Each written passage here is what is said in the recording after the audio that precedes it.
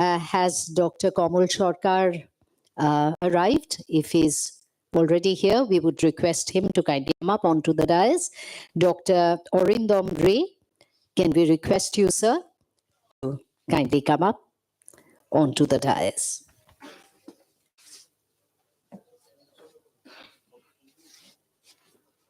Dr. Kamal Sarkar,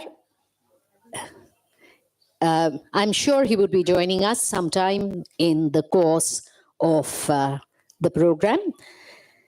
So may we request Sri Devopriyo Deb, President EWF.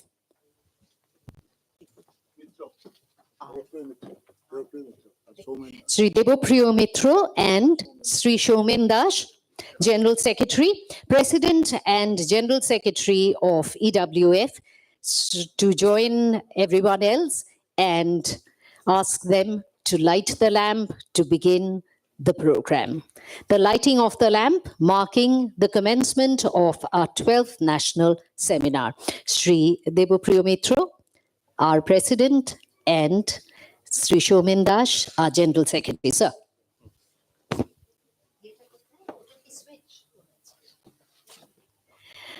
Can we request all of you to participate in the lighting of the lamp ceremony?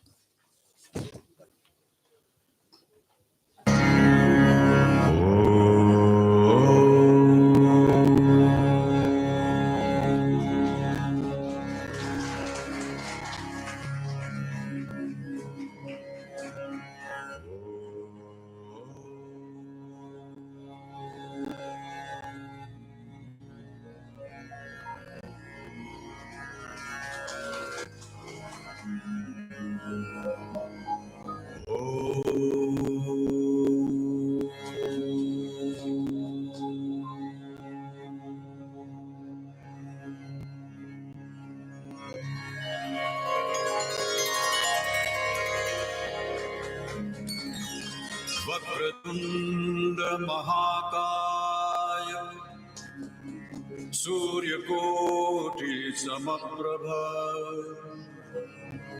Nirvignam Kurume Deva Sarvakareshu Sarvada.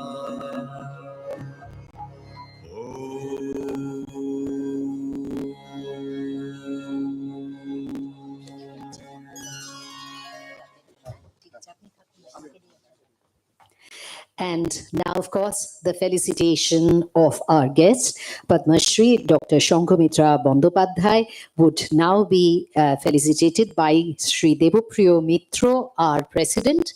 Can we request our President to do the felicitation for our chief guest, Padma Shri Dr. Shankhamitra Bandyopadhyay?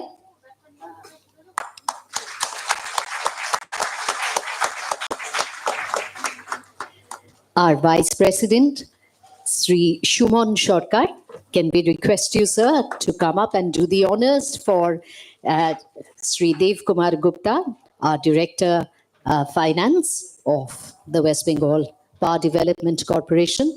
Vice President, Shumon.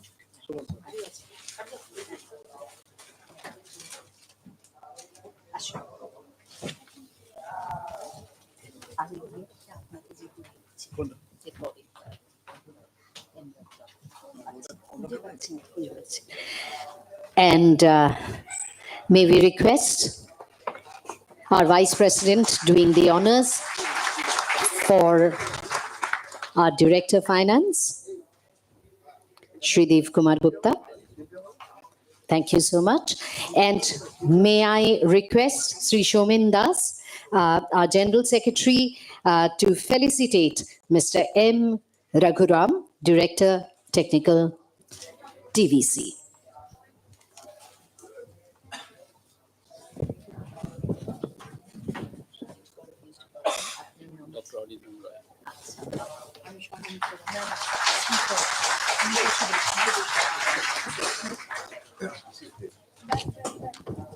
আরেকজন আছেন উনি কে এসছেন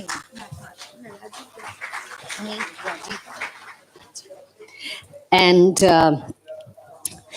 now may we felicitate our guest speakers. We have with us today some of the luminaries in the field of artificial intelligence, and today we would absolutely love to hear them.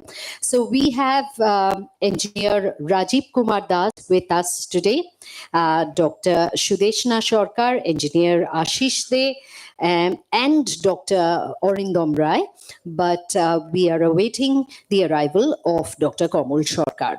However, we would like to felicitate the speakers present here at this point of time. So may I request Ajit Baske, Secretary EW in Kolaghat, KTPS, to kindly come up. Is Mr. Ajit Baske here? Yes. Right. So he would be felicitating engineer Rajiv Kumar Das.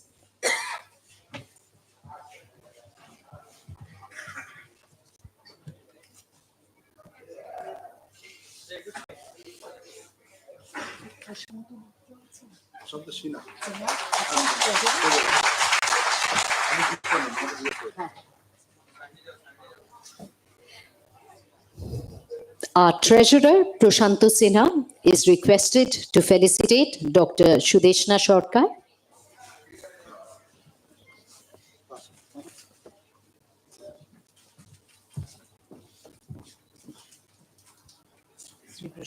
Sri Prashantu Sinha would be felicitating Dr. Sarkar.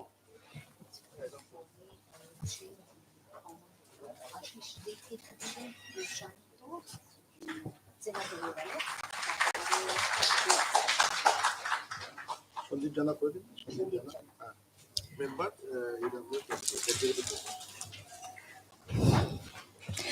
May I request Shundip Jana to kindly come up onto the dais. Shundip Jana, member, EWF KTPS, to kindly come up and felicitate engineer Ashish De.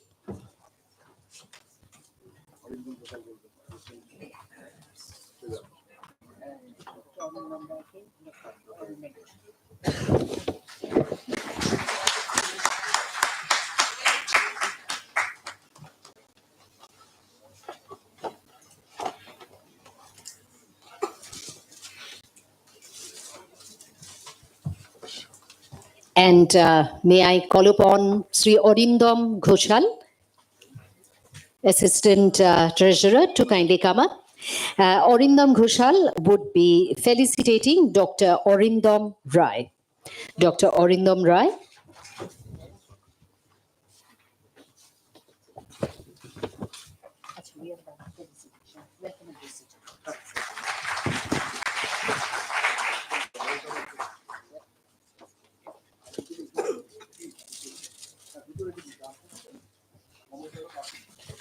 Thank you so much.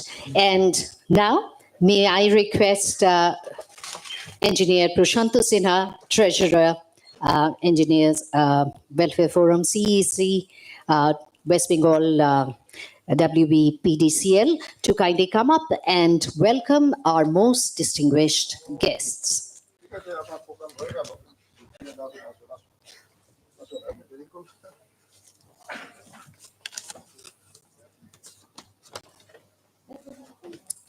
Good morning, everyone.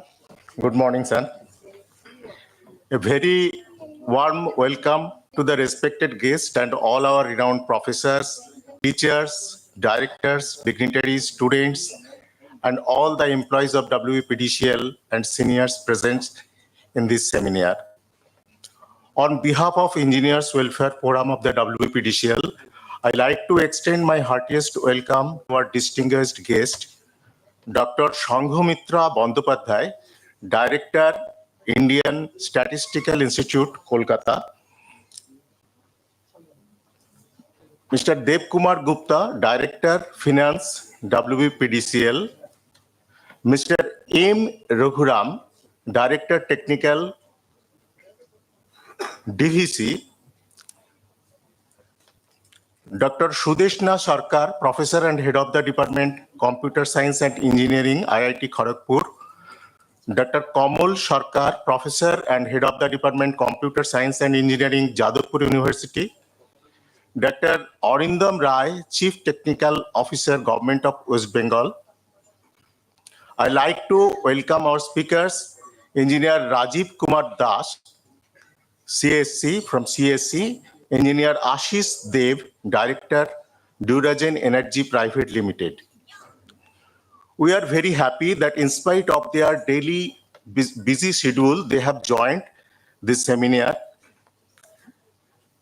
Our topic today is artificial technology in thermal power plant, its advantages and disadvantages, organized by Engineers Welfare Forum of the WPDCL. Engineers Welfare Forum on its mission, continuously extending their sincere efforts and indomitable endeavor to enhance the knowledge of engineers for application in their work, keeping a close observation at the socio-economic scenario and recent development of science and technology which could be adopted to thermal power generation, non-conventional energy sources, and step toward switching over to next generation greener world. It is also worth mentioning Engineers Welfare Forum is extending their hands of humanity for the upgradation of financially challenged school students of the society and also for advancement of the promising and meritorious students for their career opportunities. I don't like to elongate much. Everybody is eagerly waiting for today's seminar. Let's proceed to the main program. Thank you all.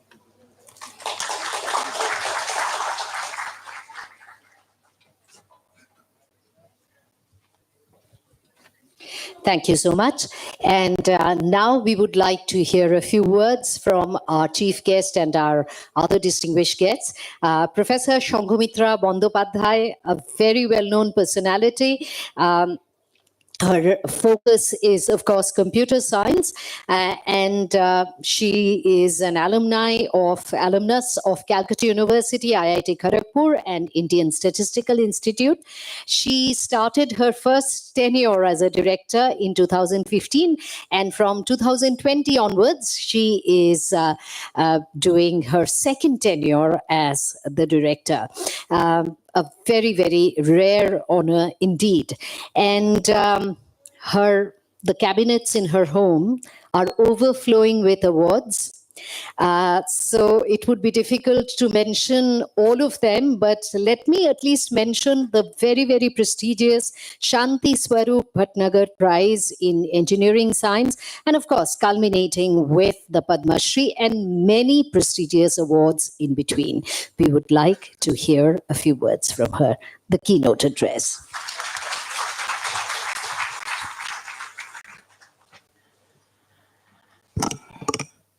Thank you very much for the introduction, and thanks a lot to WPPTCL for inviting me to the inaugural session of the seminar, dignitaries on and off the dais, and the students, guests.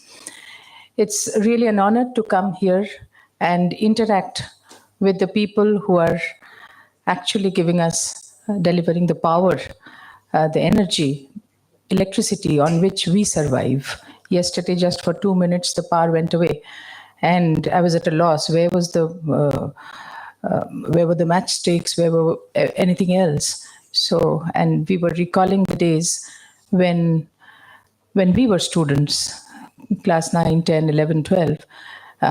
Before dark set in, we had to clean all the chimneys and everything because power would go away, electricity would go away, there would be load shedding. But that, thankfully, is a thing of the past. And it's thanks to these organizations that we are getting these days a lot of electricity and our energy needs are met. I remember the days when I used to travel every weekend on Fridays and Mondays in the Kolkata-Kharagpur route. Around 1992, 93. And when I crossed the river and across the Kolaghat Power Station, in the dark, it would look like a giant with those lights there. And it was such a, I would look forward to that site every weekend. Kolaghat Thermal Power Station has left its impact on my psyche, because it was such a pleasurable journey, crossing the Rupnarayan and then looking at that huge giant in the dark night with those lights. It really was sort of, an awe-inspiring experience. And now I am here in WPDCL, WBPDCL, this seminar here, the 12th seminar in its series, and a very relevant one with its focus on artificial intelligence. As we all know, we are witnessing a revolution in the era of artificial intelligence. This is a revolution unfolding in front of our eyes. And not many people really know what is artificial intelligence. They just get to hear it all the time, bombarded with the terms. It is important to know the boundaries of artificial intelligence and what it is, because I have been faced with situations where I've got our local Thana officer, local police station, the officer of the local police station coming and telling me that with AI, we should be able to help them look at images of a crime scene with a lot of blood there and tell the blood group. This is impossible. So we need to know, but when I explained to him, he said, नहीं, artificial intelligence से हो जाएगा, AI से हो जाएगा. तो नहीं होता है सब कुछ, but a lot of things are happening now and we must be aware of where we can use it fruitfully and what are the pitfalls. As you know, artificial intelligence started way back, and coin got termed, the term got coined, I'm so sorry, and there was called a Turing test. So what was was able to pass the Turing test? And Turing test is a test where an interrogator asks questions and either a human being or a machine or a computer would answer, all in writing. And if I recall correctly, if 30% of the time the interrogator mistook the machine for a human response, the response from the machine as coming from the human being, then the machine would be termed as intelligent. It has been really difficult to prove to pass the Turing test, but there have been a lot of advances, and there has been, of course, its fair share of criticism. The Turing test had its fair share of criticism that just because it is able to fool the interrogator does not mean that it is intelligent. For example, if the computer is asked a question in Chinese and it just looks up a database and responds in Chinese, does not mean that the computer understands Chinese. That was a criticism at that time. However, things moved. There was something called neural network which got developed, and it was a bloom and a boom time for AI. And then there was a simple problem. It was proved that a very simple problem, the neural network it was called the perceptron, that could not solve a very, very simple problem, simple classification problem, where it had to distinguish between two different classes. But if the points were distributed in a particular way, then it could not solve it. And then there was a winter in the AI research. Things went down till a development happened, and it was again there were new models which were developed, where again it saw again a boom of AI.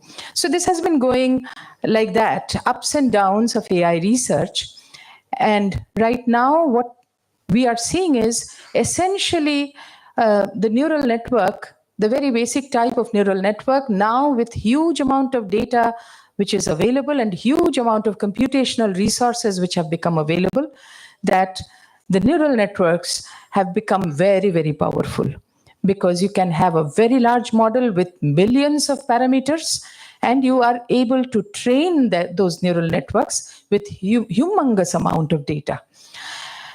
And it is because of these resource requirements that a major part of the research in AI is now going on in the companies. You will see the Google and the Amazons and the big companies. A lot of AI research, a lot of AI development is happening there because they have at their command huge amount of resources, which especially the Indian academia is lacking quite a bit. So when I was invited to this particular session here, I responded that I do know a little bit about artificial intelligence and machine learning, but I have no idea about thermal power plants and how it can help. So I was just looking up a little bit, and there's a huge amount of application, large number of applications of AI in thermal power plants, etc. And I was looking at the variety of applications. For example, a lot of optimization happens here. And my own research has been quite a bit in optimization techniques and developing something called meta-heuristics, where things like genetic algorithms, these are essentially optimization techniques, including multi-objective optimization as well as many-objective optimization. So multi-objective optimization would be where you have an optimization problem. So in general, you have a single objective which you want to optimize. You just try to see how to improve it more and more. But if you have multiple objectives, let's say you have time and cost of going from point X to point Y. You want to minimize the time and you want to minimize the cost, both at the same time. As you can see, it is rather difficult to optimize or minimize both time and cost at the same time because they conflict with each other. You try to bring the time down, the cost will go up. You try to bring the cost down, the time will go up. So how do you handle such problems? That is where multi-objective optimization comes into the picture. And I'm sure the problems in thermal power management, thermal power plant management, it's essentially multi-objective in nature. It cannot be single objective. There will be multiple objectives conflicting with each other. And what you want to come up with is a set of trade-off solutions, something which is acceptable, but a trade-off solution. Failure detection, failure prediction, preventive maintenance. There are a huge number of applications of different AI methods in power plants, in energy management. And this is where it's become urgent and necessary that people from the different domains of expertise come together and solve the problems. Because more and more renewables coming in, how to ensure a reliable and consistent supply of power. There, not only electrical engineers, power engineering experts, but also people from statistics, people from computer science, people from mathematics, people from mechanical engineering, people from variety of domains need to come together and solve the problems facing humanity these days. With large-scale digitalization all around, what we also need is very sophisticated round-the-clock monitoring of the activities in such systems, because these are very critical systems. And cyber monitoring is extremely important because there will be a lot of cyber warfare in the days to come, in the years to come. So cyber security has to be extremely strong, because if there's a cyber attack on a power plant, it can bring to halt entire cities, entire countries. And we have seen that happening. Even in the hospital systems, we've seen cyber attacks, which has shut down the hospital, because it is now almost everything has gone digital. So we have to be very strong and keep in mind these issues.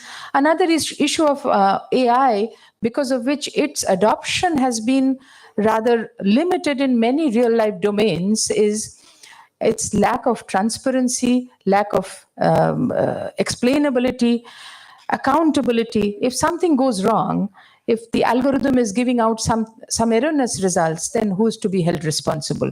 So explainability is very poor. That is why, especially in the domain of healthcare, adoption of AI to the extent desirable has been not evident. It's because the medical fraternity, medical experts, they don't want to hear just that, okay, this person is suffering from so and so disease, but they want to know why the system is giving a particular result. So explainability is very important. A lot of research is going on, and we hope in the years to come, the AI system will become much more explainable to the layman, to the users. So to conclude, you see, as with any development, artificial intelligence development or AI tools are as good or as bad as the hands and the minds that use it. It has become very important now to not only do research in AI, but also to look at the legalities, the regulations that has to guide AI research. And in fact, the proponents of deep learning, the main things that we are seeing, main developments we are seeing today, they themselves are at a loss now.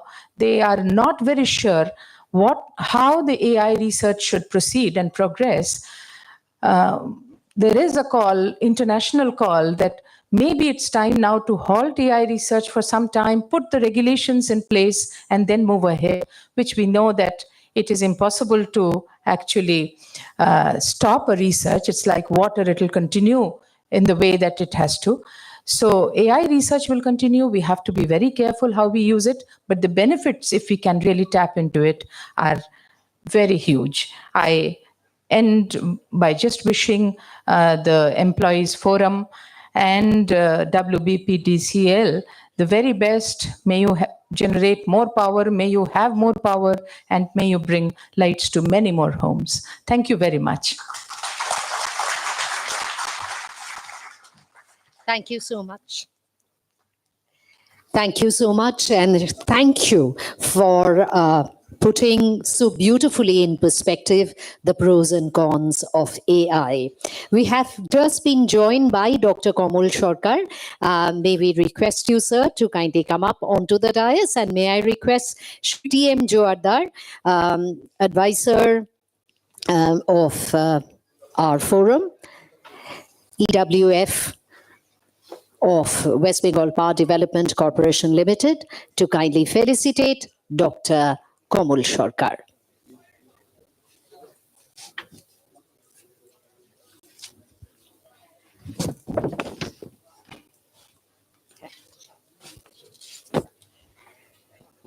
Dr. Sarkar being felicitated by Shri T.M. Joardar, advisor, EWF, West Bengal Power Development Corporation Limited.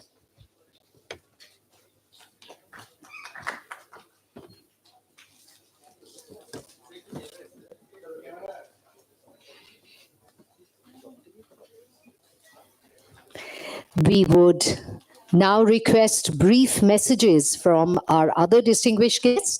May I request Shri Dev Kumar Gupta, our Director of Finance of West Bengal Power Development Corporation Limited, to say a few words. Thank you, sir.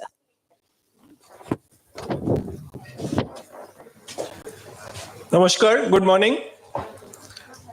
It is my proud privilege to share the dais with such distinguished dignitaries. It is also my good luck to share Sunday morning with all my colleagues from the plants. When I go to the plants, I get to spend very little time with all of you because we are typically in meetings related to my department. So here, on an engineering subject, it will be a huge learning process for me. And I'm sure along with you, we will all gain immensely from this session. I would like to thank the forum for selecting such a current and important topic. Not being an engineer, of course, I cannot comment on the technical aspects, but I can tell you from the finance point of view that today in the US stock markets, the market leader is an AI-focused company with a capitalization of $2 trillion. So we can also understand the importance of AI globally and to India in future.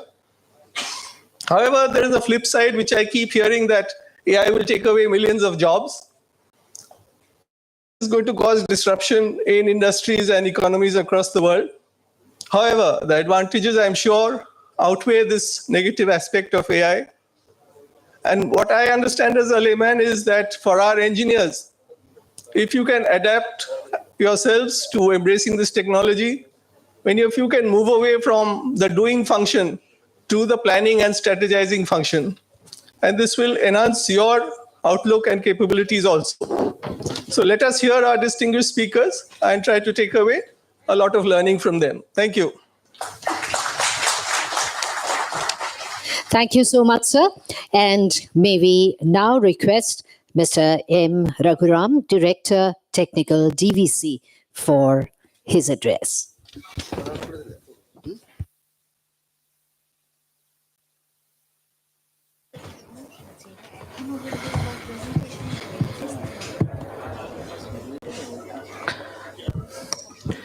Good morning, distinguished guests on the dais, off the dais, ladies and gentlemen, and boys and girls.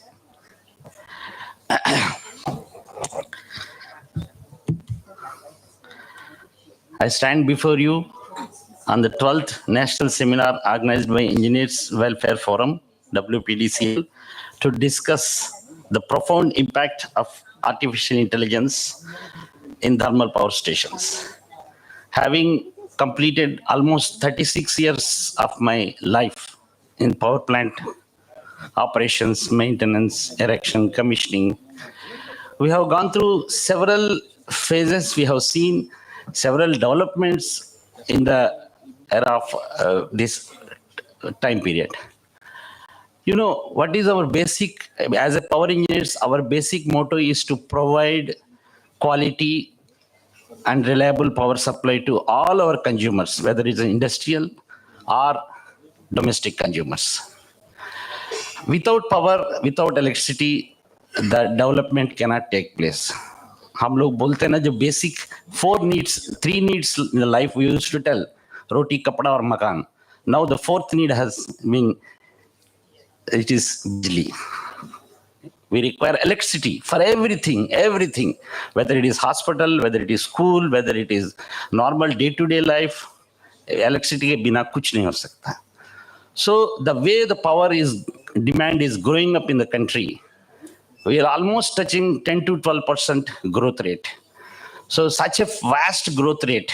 Already this year we have seen almost peak demand of 244 billion units.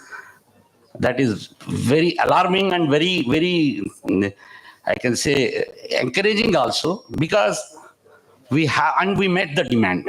As power engineers, we met the demand. And today you can see, as madam was telling, हम लोग के बचपन में 6:30-7 बजे के पहले सब खाना पीना खत्म करके सोने के होता था. And we used to light lanterns and to read the further. आजकल तो ऐसा तो नहीं है. 24/7 power supply तो है.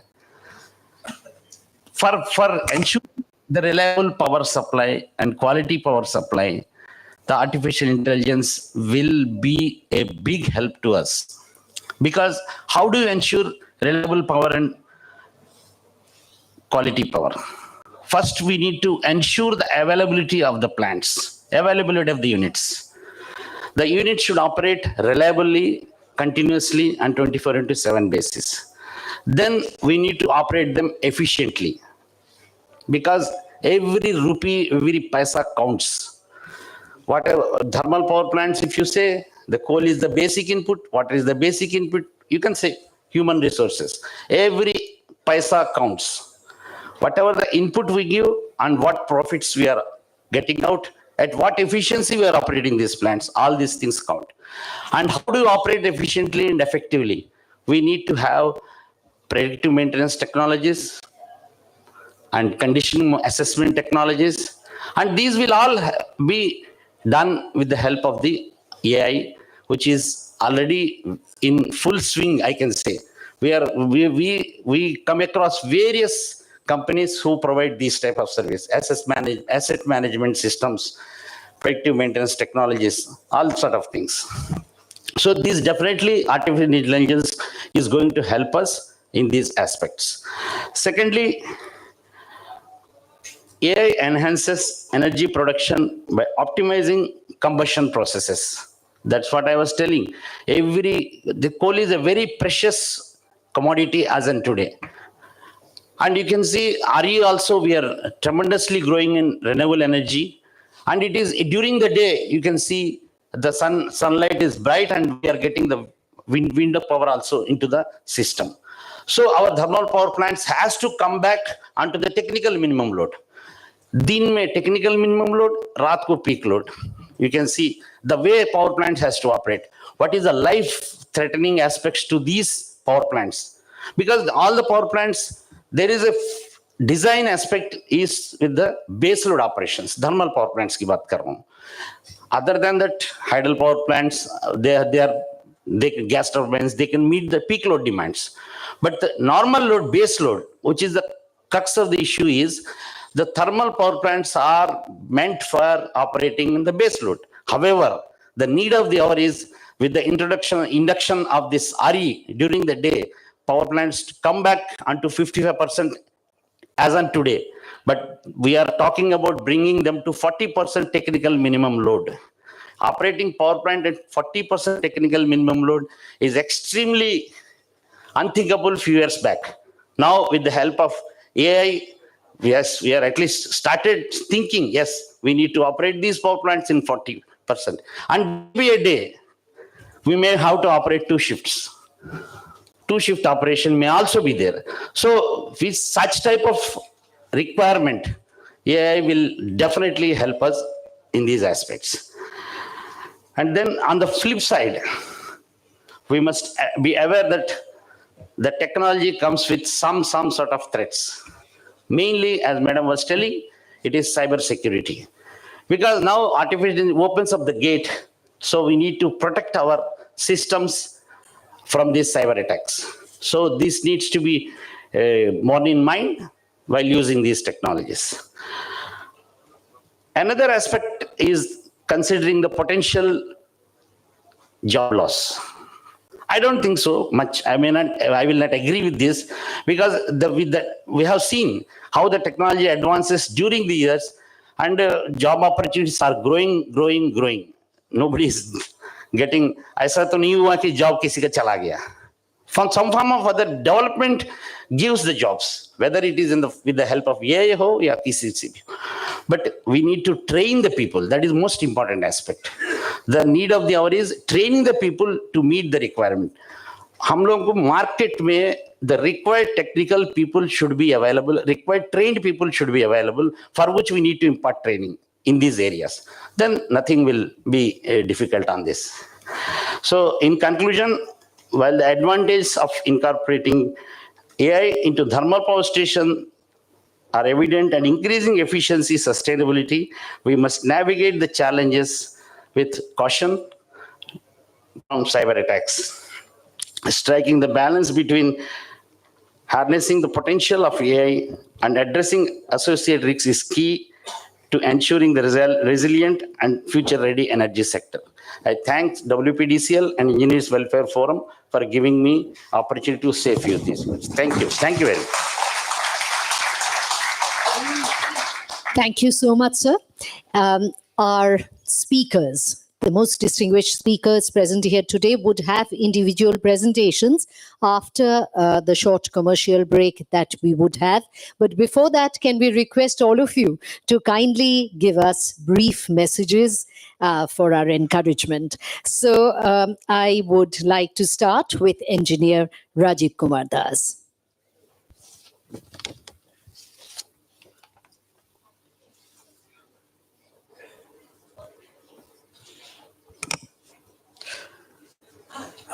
I must thank PDCL Engineers Welfare Forum for conducting such an important topic.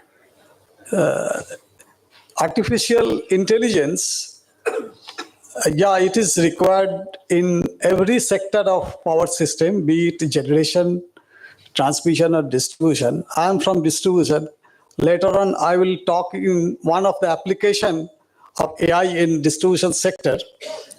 But to my mind, I think that we should more concentrate on power generation, because you see the most of the price we pay, everybody we pay for electricity, 2/3 or more than 2/3 goes to generation cost.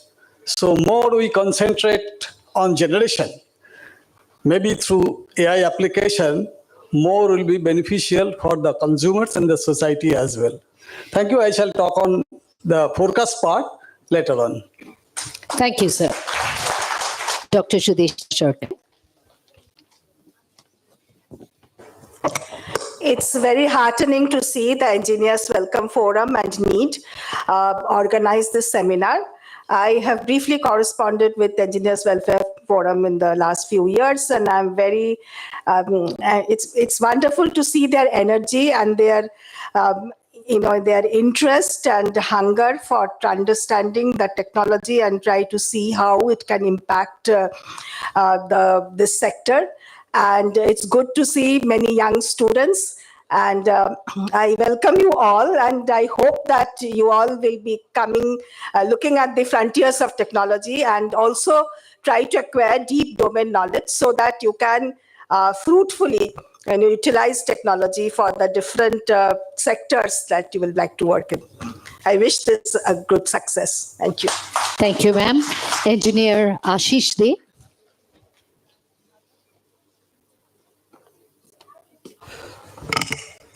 A very good morning to all, and I congratulate this Welfare Forum and WBTCL for organizing this a very futuristic aspect, that AI in thermal power plant. I being a power engineer, power plant background, so know about this power plant, but there is a huge opportunity, huge area where we can inculcate or introduce this AI. So this forum, I think, will be a very, very big learning platform for all of us, and we can think of that. And I think in the future, we can have implemented these learnings in our individual stations, and as a whole, the power sector will gain a lot from this. Thank you. Thank you so much. Dr. Kamal Sarkar.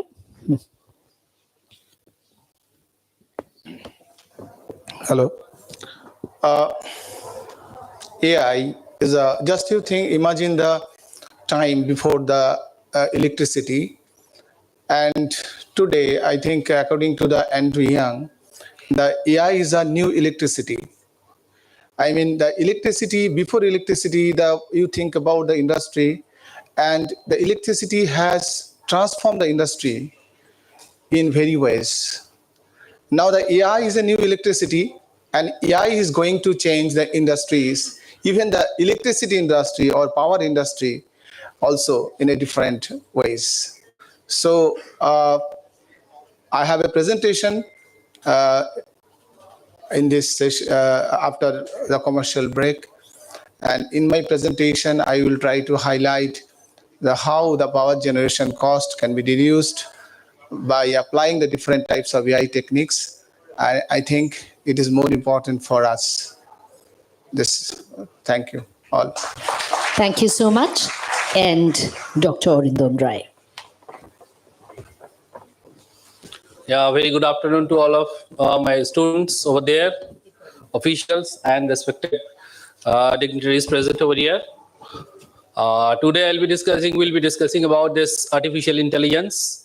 And prior to that one, I'll thank to all of you, because it's a multidisciplinary subject, because a number of different disciplines are clubbed together to implement this kind of methodologies, techniques and all. So I will keep the detail in our technical sessions. Thanks to you, patience, and take it. And thanks to all of you again. Thank you.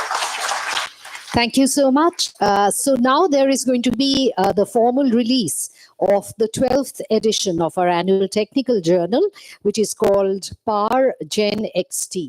This is going to be the volume 12. So copies of the journal would be presented to all of you on the dais, and can be sort of simultaneously unwrap it, marking the formal release. And our President, Sri Debapriya and Sri Shomin Dash, our General Secretary, can we request you, and Sri Shomi Chandra, ED Project, to kindly come up on the dais. And let's wait for the three gentlemen representing the Engineers Welfare Forum to kindly come. And for photographic purpose, I think if we all kind of stand up and unwrap it, it would come better. Our President, Sri Debapriya Mitra, our General Secretary, Sri Shomin Dash, Sri Shomi Rai, our ED Project.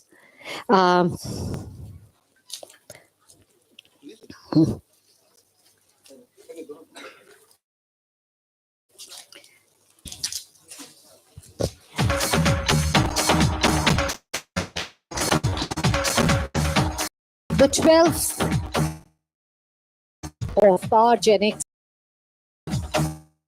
technical journey.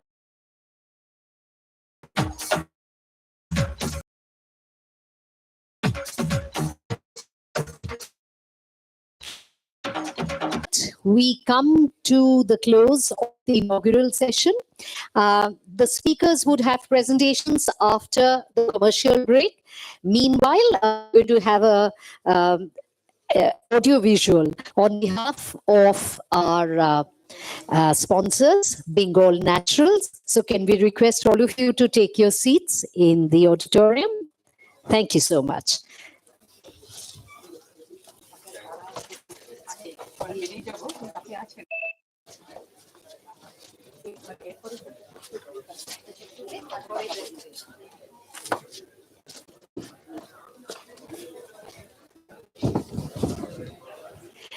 Ladies and gentlemen, Bengal, who have been aiding us in our efforts.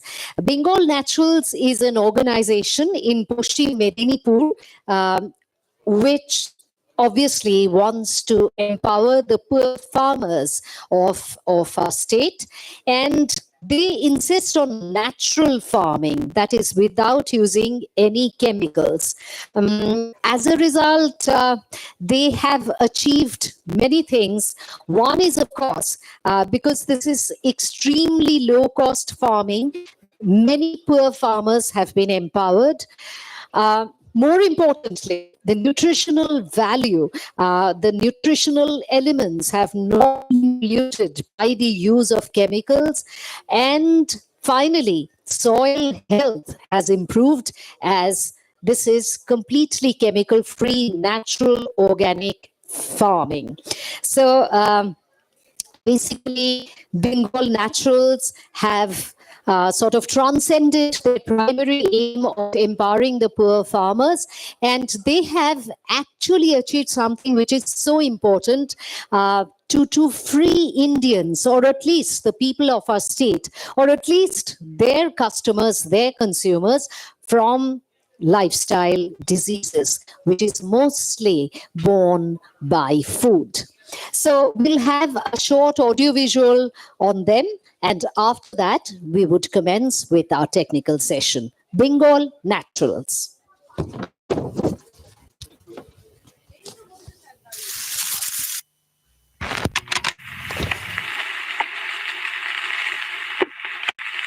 On the count of three. 1, 2, 3. What if we could change the world? What if we could change the world?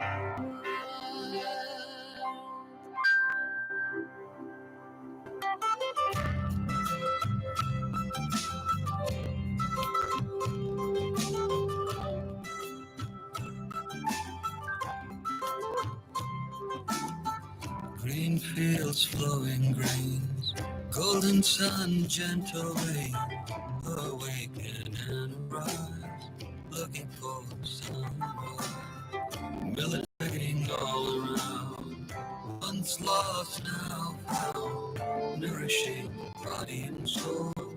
It's time to make make us whole. ले लो बाजरी जुवार, ले लो रागी सालो सार, सारे गुण से भरे हैं ये है बेमिसाल, अन्न खाकर जियो हजारों साल, ले लो नाच नीचे नाच, ले लो रागी सारो सार।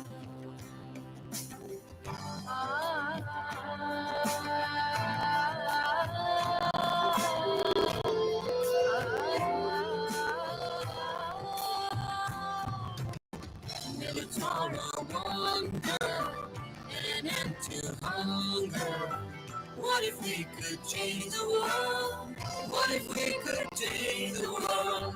What if we could change the world? What if we could change the world?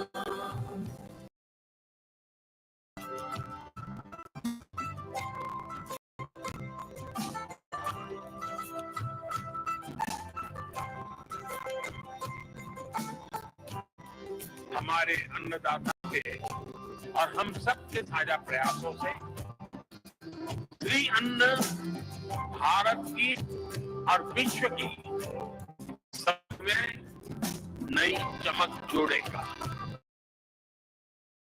Bharat इस अभियान की अगुवाई कर रहा है।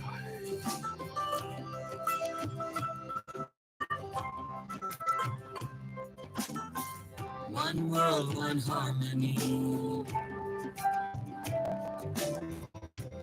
Ancient melody. So much that we can gain. The magic of this brain.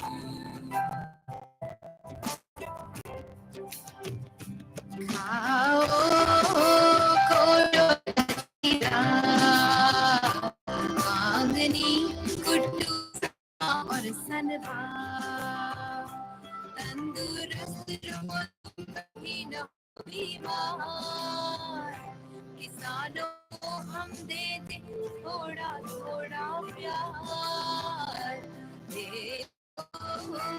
बाजरी जुवार, ले लो रागी सालो सार।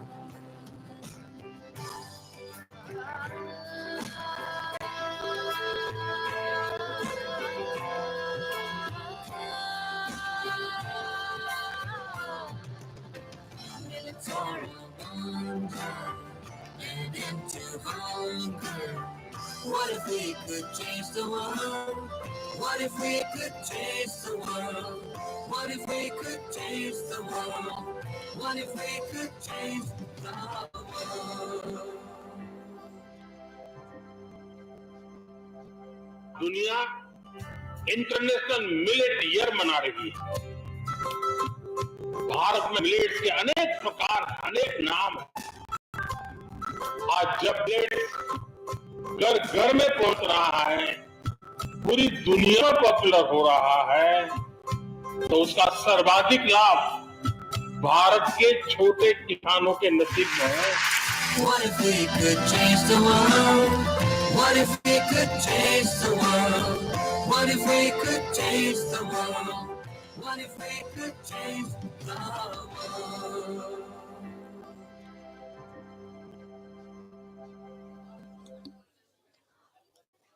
Another small thing that we need to do at this point, a lucky draw was organized by Bengal Naturals, and now, of course, the winners would be picked up.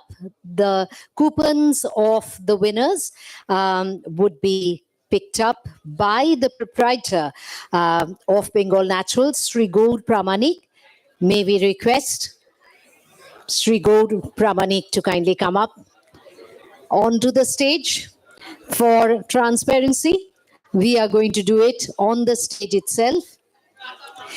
Please welcome Sri Gaur Pramanik, the proprietor of Bengal Naturals. And the prizes are, of course, as you have found out, millet, and also a booklet which explains how millet needs to be prepared. Shall I call the number 75? Who holds coupon number 75? Please check. 75. 70. You know, the coupon is like this. So the number is 75. I'm sure you have a corresponding part with you. Number 75. Who holds it? Okay.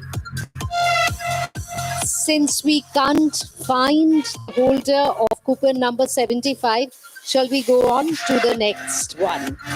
Meanwhile, if anyone holds the counterpart of coupon number 75, please do inform us. This is 23. 23? Yes. Someone at the back? 23? No? All right. Third time lucky, hopefully. Oh, 23. Right. Thank you. Please come up and collect your prize.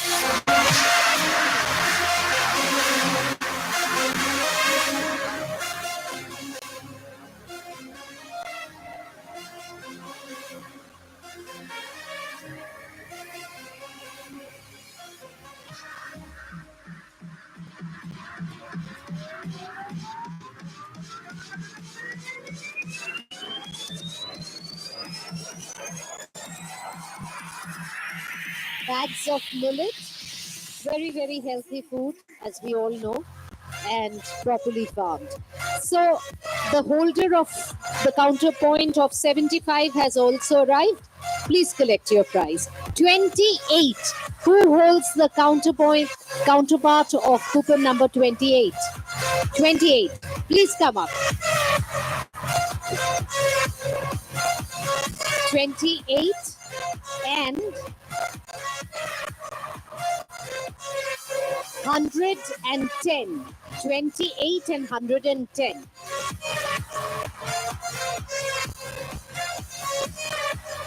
28.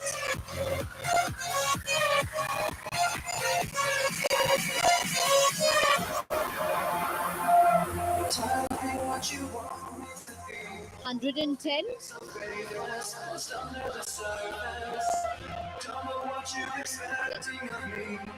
110. 132. 132. All right, next one, please. 110 and 132. 42.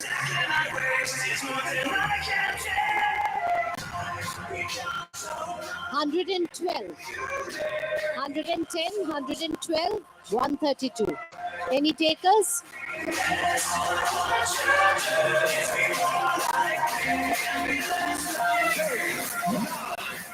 133. 133. Anyone? What's happening? Where have all of them gone? 133. All right, next one, 108.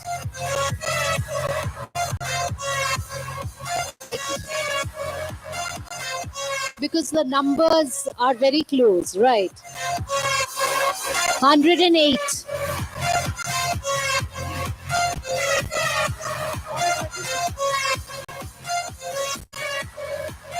132. 132.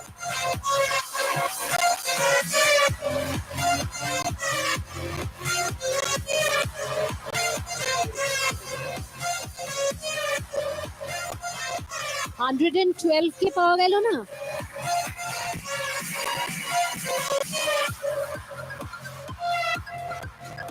108 চলে এসেছেন।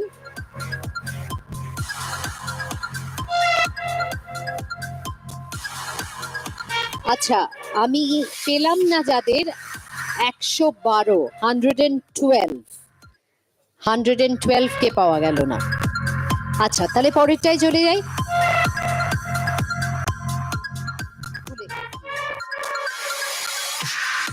116, 116, 100. It's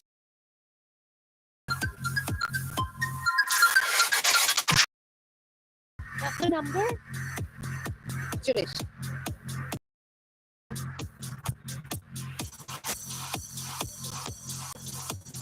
$112 এর last call for boarding আছে কেউ? না,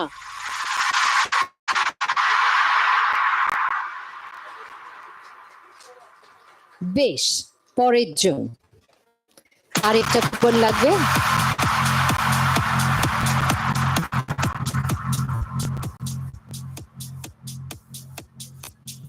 $88। আচ্ছা, 88 যদি না আসে তাহলে 89 নিয়ে পাবে, তাই কি? ও 87, 88 আছেন।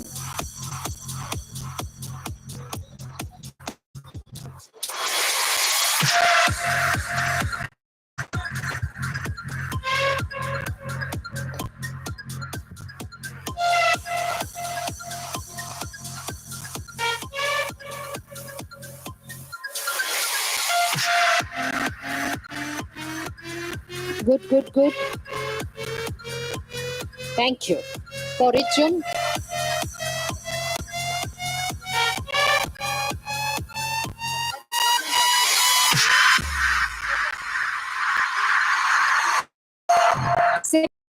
সিক্স 76, ব্যাস হাতে নিয়ে বসেছিলেন। চলে আসুন।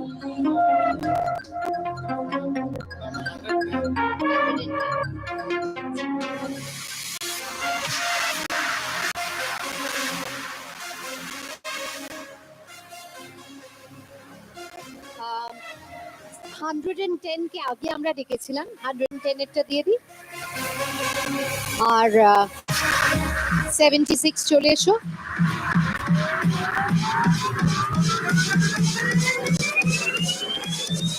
থ্যাংক ইউ, উই আর ডান। খুব ভালো হলো। আর আমার মনে হয় যে এই মিলেটের এনার্জি নিয়ে রিনিউড ভিগারে আমরা সেকেন্ড অর্থাৎ কিনা টেকনিক্যাল সেশনটায় চলে যাব।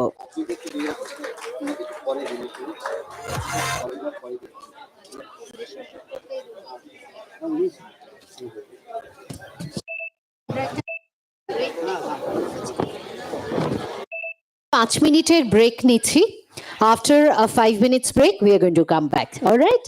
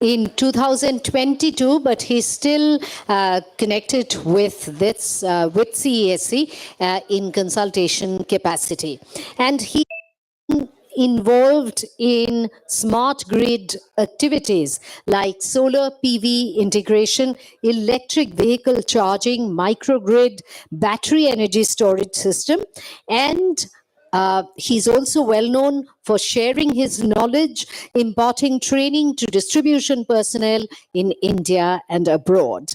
May we welcome Engineer Shri Rajiv Kumar Das.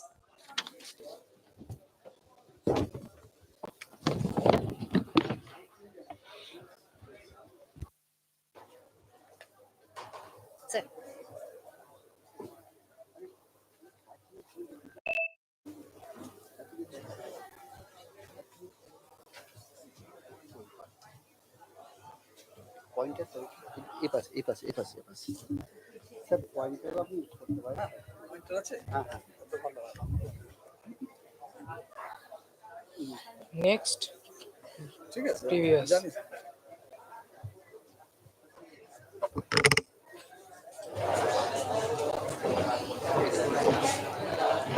এটা দিয়ে হবে না? এটা জাস্ট চেঞ্জ। না এই হবে না। Change order. না এটা বেটার আছে।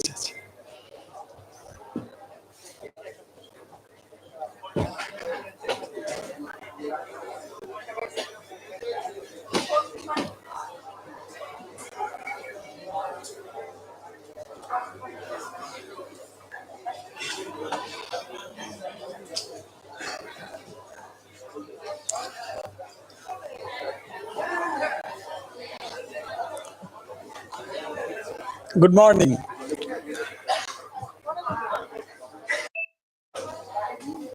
Now we shall start on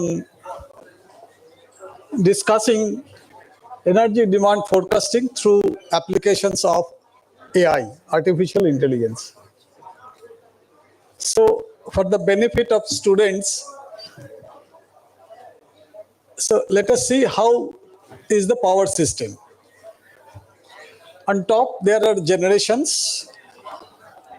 mostly large generating stations,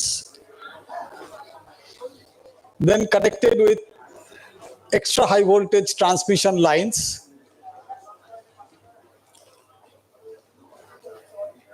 then it goes to distribution system. In most of the cases, distribution companies or licensees, they receive power at lower voltage, 33 kV, 33,000 volts and below. However, in few cases, they also receive power at extra high voltage, 132 kV or 220 kV, etc. Now this demand forecasting is essential for development of transmission and distribution sector as well as generation.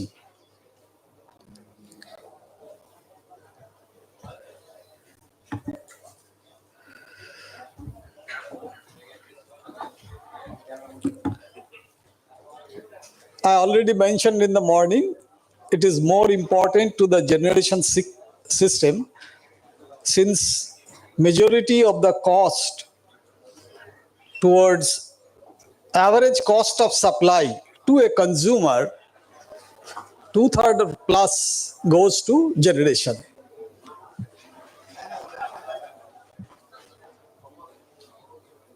Now, distribution sector, it is the most challenging sector because you see generating company, they sell power to one or few distribution companies. Again, transmission, they supply, they receive power from generation, few generation, and they supply to one or more distribution companies. But the challenge is on distribution because they supply to millions. Now, some of the challenges is from the right side, managing demand and generation.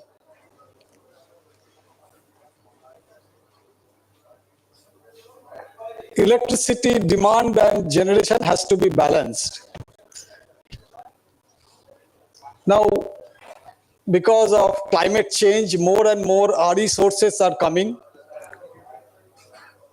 As of now, in pan-India basis, if we see the total renewable generation capacity is 100 gigawatt plus out of 400 gigawatt. Giga means thousand of megawatt.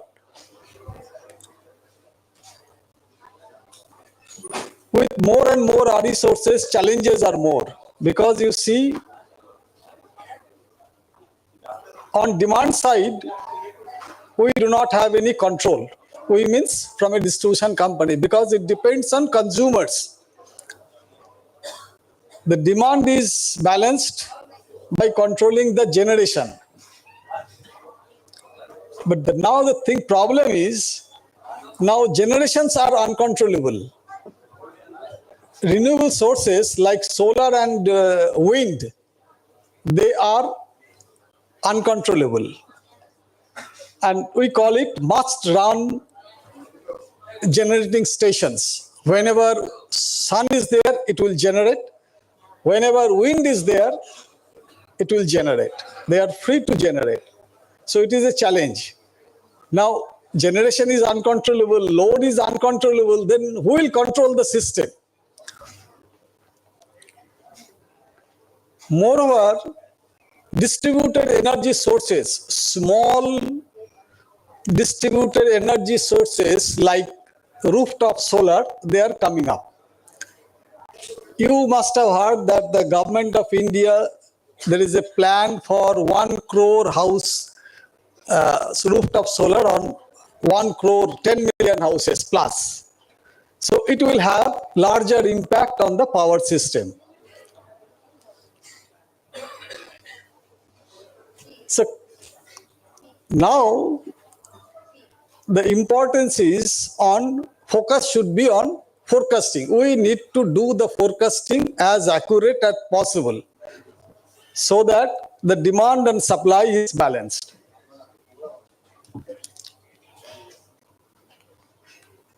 Now, this is the demand pattern in any distribution system. It's a daily pattern. During early morning hours, there is a dip. There is one peak during daytime. We call it morning, say at about 11. Then there is evening peak. This is the standard feature throughout the year. Only in case of peak summer days, say May or early June, so during that time, we see the peak occurs during afternoon, not in evening, because of air conditioner loads. So this is the pattern. It is not that every day this pattern will follow. This is the in a week, pattern in a week. Again, during Sunday or holiday, this is the pattern. And during every day, there is a change in pattern. But there is a weekly pattern. Now, if you see the every month data, again, seasonal pattern is there. Say during May, June, system peak occurs. Then July, August, there is a lower demand. Again, September, October, higher demand. Then November onward, particularly in January, demand is very low in this part of this country. And there is a pattern, annual pattern. Every year, there is a growth of electricity demand. There are many factors. The primary factor is sales, energy sales. It's a demand forecasting. There is two kinds. One is peak power, another is energy. Energy is relatively stable. Energy means it is the entire demand, peak demand under a curve. And peak demand is only one peak demand. So with energy, this is the primary requirement for forecasting. Energy. Then consumer number. We see how the consumer number is growing and whether there is any growth of per consumer over the years. Then there is another component, distribution loss. Load factor is another component. Load factor is the ratio of peak demand or average demand to peak demand. Whether there is any change over the years, whether there is any change during months, we need to check with that. Then other like infrastructure, whether there is any new infrastructure development in the particular area, metro rail or industrial hub or new township, these affect the demand forecasting. Now weather, as I said that during May, when summer peaks, so demand also peaks. So demand depends on temperature, more on feel factor. How do we feel? How is the temperature? Then humidity, rainfall, events, whether Durga Puja or a strike or Holi, so it affects. Then government policies, technology advancements like smart grid, electric vehicle, we expect a change in demand pattern with lot of electric vehicles in the system. Then any other energy efficiency program, sometime back government has undertaken Vachat Lamp Yojana. Sometime back, so government took the initiative to replace the CFL, to replace the incandescent bulbs with CFL. So thereafter another program to replace all the lamps or bulbs by LEDs. Now we see only LEDs. So these are the programs and it has effect on demand forecasting. A tariff, of course, say if there is sudden or if there is any implementation and change in tariff, so time of day tariff, for gradually it will be implemented, we understand. Now it is, most of the cases it is optional, time of the day tariff. So gradually it will be implemented for all industrial, then commercial, maybe sometime for domestic as well. So with that, there will be change in demand pattern. And other economic factor also have some role in forecasting, though at present we don't see much, but how is the growth of GDP, state or national? Now this is the RE sector. RE sector, you see, it is growing very fast. The yellow line, solar, and blue line is wind. Wind is not much because you see now wind is waiting for advancement in offshore projects. I mean inside the sea. Till date, most of the wind power plants are on land. But in outside world, in advanced countries, they have gone for offshore wind. So when offshore wind will be more economically viable for our country, then we'll see again large growth in wind sector. But at present, it has grown initially, but now it is more or less flat. But solar is growing at a very fast rate.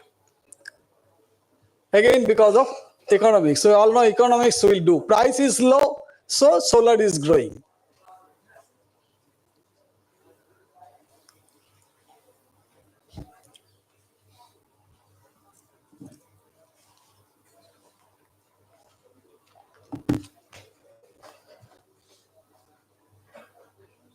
Now you see in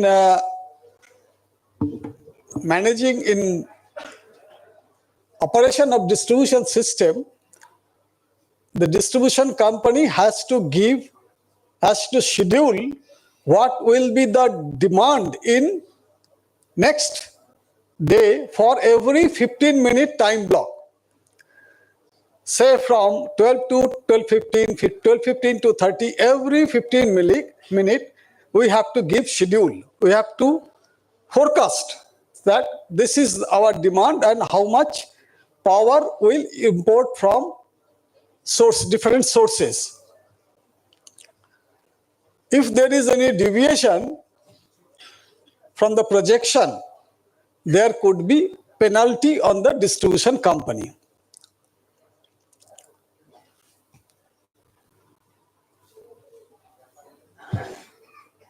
Now, distribution company, almost all the distribution company, they have long-term agreement with generating companies. Say for here in West Bengal, WBSEDCL, they have long-term power purchase agreement with, say, PDCL, WBPDCL, and almost about 80% power they procure from generating companies like PDCL under long-term agreement. And balance they buy from others, maybe through exchange. Now there are, exchange means market. There is a market where electricity is, you can buy electricity or you can sell electricity if you have surplus.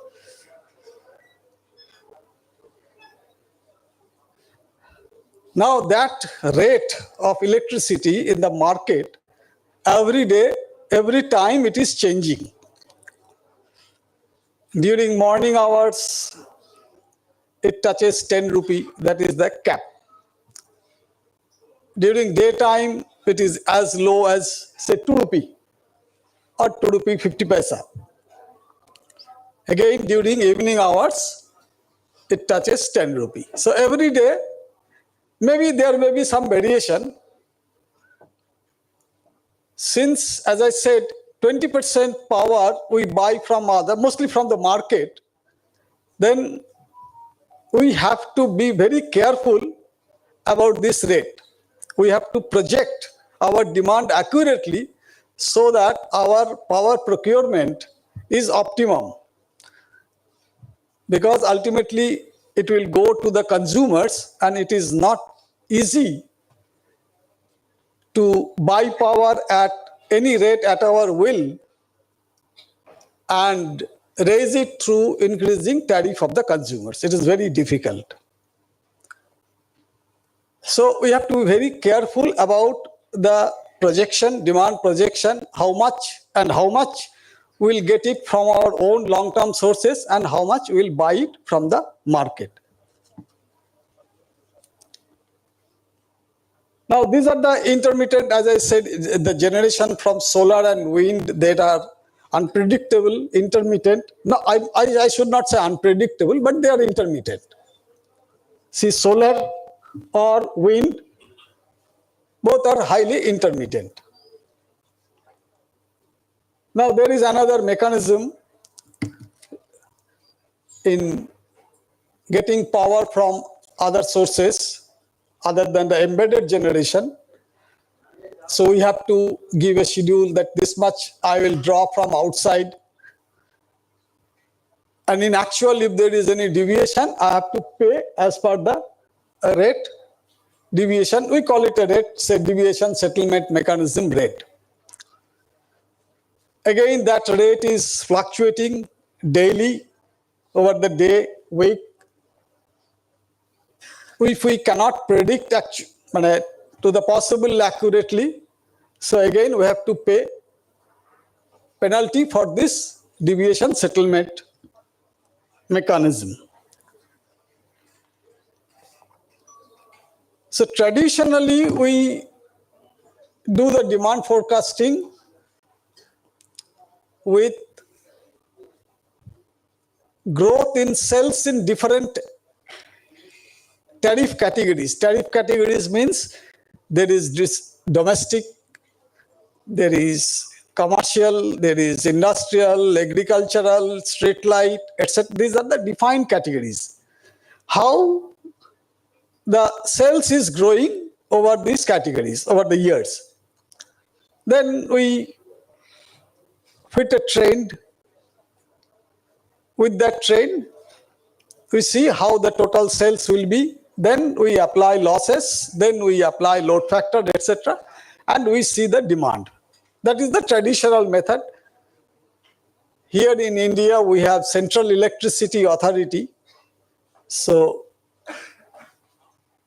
and there is, led by CA, there is Electric Power Survey Committee. So they do periodically, they do this demand forecasting for all the DISCOMs, distribution companies, for the state, for the region.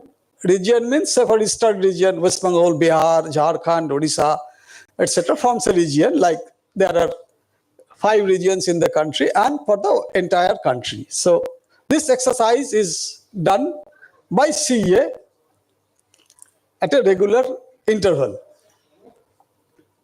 Last time it was done for projection for the period financial year 22 to 32. So this is the report for West Bengal WBSCDCL. West Bengal, major supply is provided by WBSCDCL. There are other companies like my company, CESC is there, then IPCL is there, and also DVC is there. But this is projection done by Electric Power Survey in 20th, in last projection. So this is the traditional projection we do.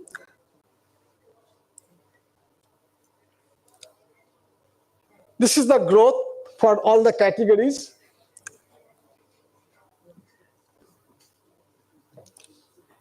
Now, short term, as I said, that short term projection is every day we have to project what would be the demand for next day for 15-minute time block. This is very important. So on the basis of that, we buy power, we procure power from different sources. And if we deviate, we have to pay penalty for it.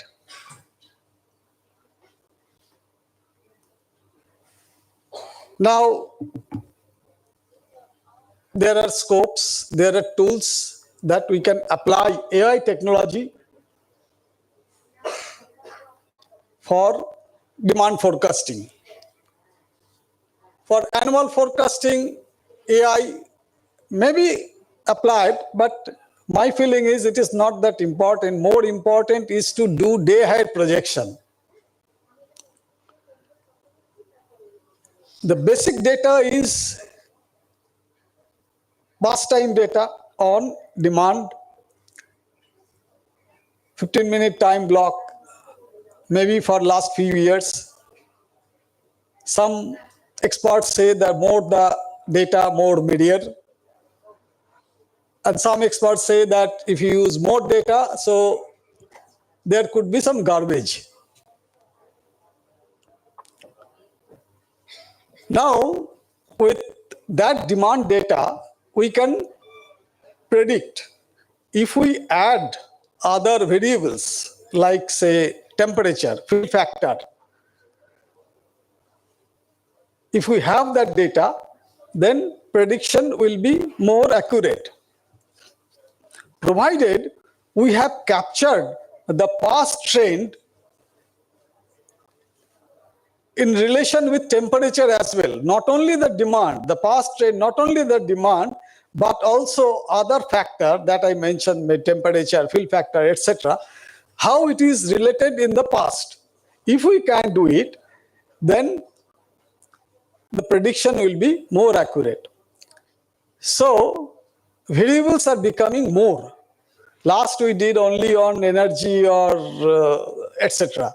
So now demand for every 15-minute time block, again it is linked with temperature, again it is linked with other events. So things are becoming more and more critical. And there are techniques.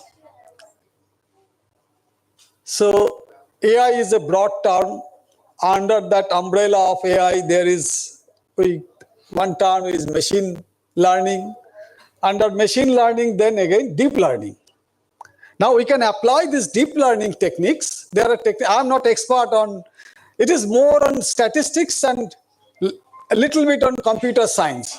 I'm not aware about statistics. So I only know the methods. So we have also tried this method. I'm not saying that it is a foolproof because it is a continuous learning approach. So deep learning, so there are algorithms are there.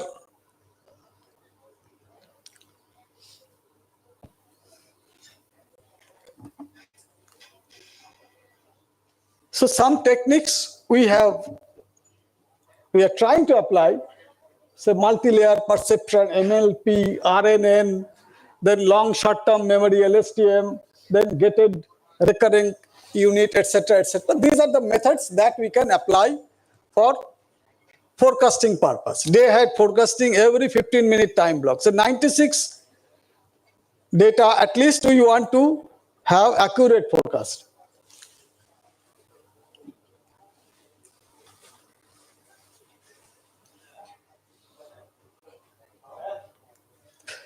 Now, some of the methods, MLP, so there are input layer through which we give data, and there is hidden layer where calculations are done, and there is output layer. Some method they give us a fixed, like say maybe image processing. So the computer has so many images, say for this any mobile phone. So I have given so many images from so many angles.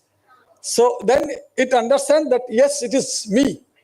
And whenever I show my face on this mobile phone, then it opens, otherwise not.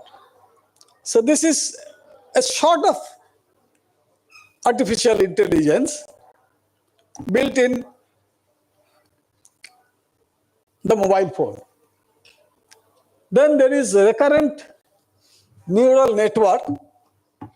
So it input, then output, then again it sees the output with past data, it compares whether there is any error, then again it tries to reduce the error, then again it gives the output after some iterations. One method, we call it RNN. The problem with RNN is it does the work more on recent data, not on past data. So this is one approach. We can do it for short-term forecasting. Maybe it is good, but when it is checking with, say, quite past time data, suppose some time back recently there is no rain, but rain has occurred few months or some time back. So it has to draw data from that day. So there RNN may have a problem. Then again LSTM, long short-term memory, etc. This again another method where it also takes data from past and gives adequate weightage. It does its calculation on its own so that the error is minimum. Then again another is gated recurring unit, another method where if there is any outlier, so it controls the outliers. And errors should be minimum. And somebody may say, what should be the error? What should be the error? These are packages available in the market, mostly used by advanced countries in US, in Europe, etc., etc. Maybe in our country somebody may use it. I'm not aware about it, but it is available in the market. Now error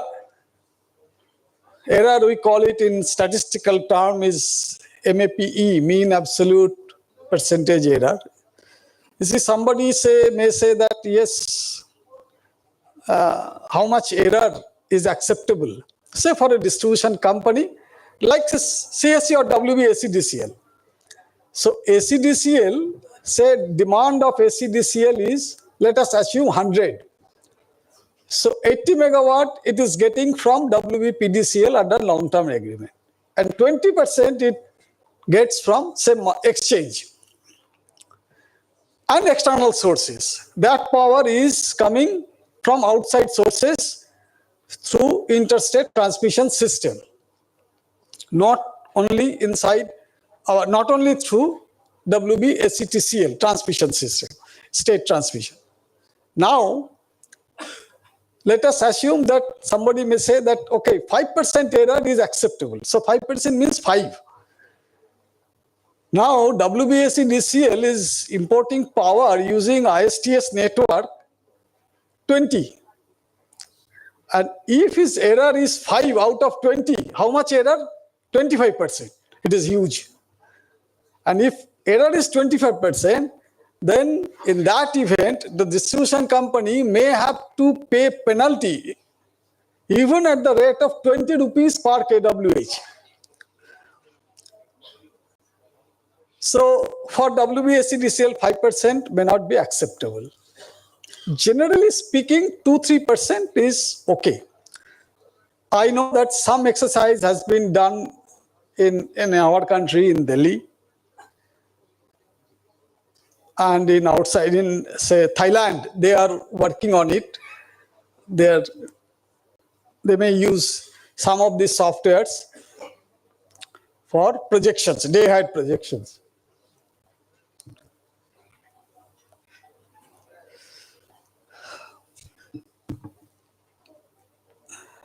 Of course, this deep learning, it will help. Moreover, with more and more solar and wind, we need accurate projection.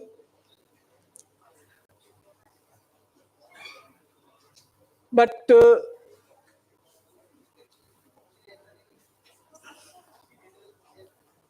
only issue is that whether we need to understand whether it is transparent or not, whether everything we are putting in the machine and it is giving us output, whether it gives us confidence or not.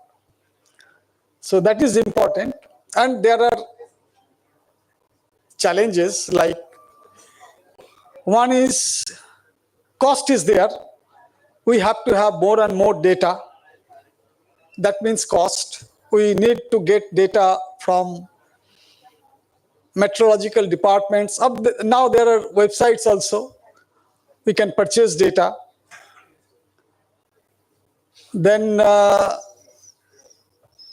software, hardware, then adequate knowledges, manpower we require for this.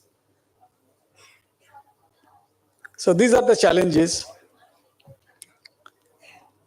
And there are some other uses that we expect for this technology. Of course, demand forecasting is there. Then other things are coming up which are already prevalent in outside the world. Demand response. Then it is discussed in the morning about maintenance, predictive maintenance. We can use it. We can use it for automated demand, automated distribution system, distribution management system. We call it ADMS. So there are scopes for using this, other scopes for using this. These are the technologies.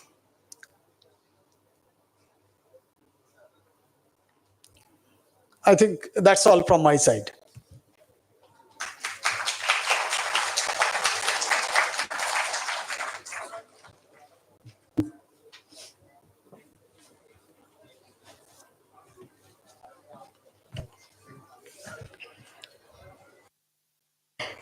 Thank you so much. And now may we call upon Dr. Sudeshna Shotkar. Dr. Shotkar is a professor in the Department of Computer Science and Engineering and the Center of Excellence in Artificial Intelligence at IIT Kharagpur.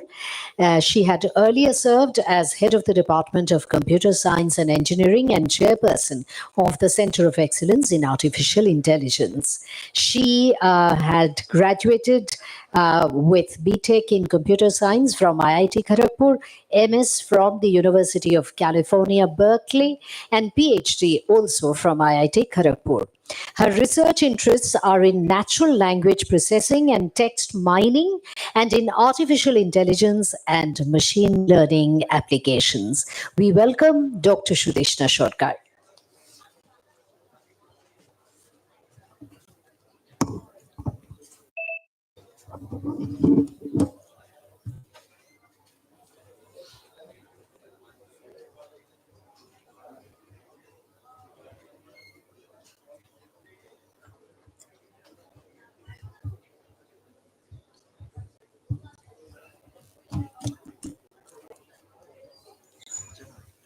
এটা বন্ধ close কর এটা close কর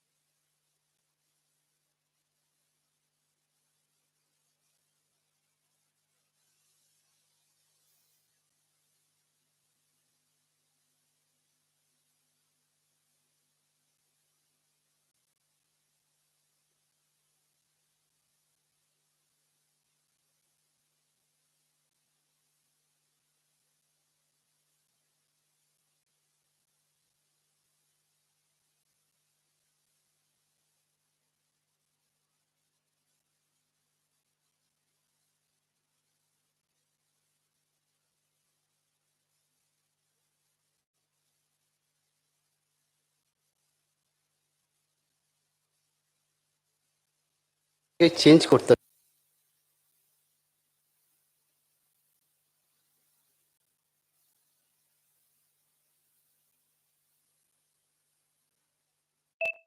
এখানে অন্য mic নেই না হ্যাঁ good afternoon everybody good morning I'm happy to be here. So I will talk about some machine learning paradigms which could be used for thermal power plants. So I will like to confess upfront that I don't know much about the operation of thermal power plant. Rather, I don't know. But, I know a little bit about AI and machine learning. So I will talk about some potential this thing. So before I start, I'd like to just know a little bit about your background. How many of you have a background of basic machine learning or artificial intelligence? If you could raise your hand. Okay, not everybody. And how many of you have some background on thermal power plants? Everybody. So good. We have complementary this thing. But, this will be a very basic talk. So all of us know, I'll keep this brief, that AI is a system for building intelligent agents. And today we see that AI is used in every sphere of activity because we want to augment what we are capable of doing to increase our efficiency and to be able to do things more efficiently than we can do. And because of this, AI has been ubiquitous in every field. And especially today we'll talk about machine learning, which is the ability to learn from data.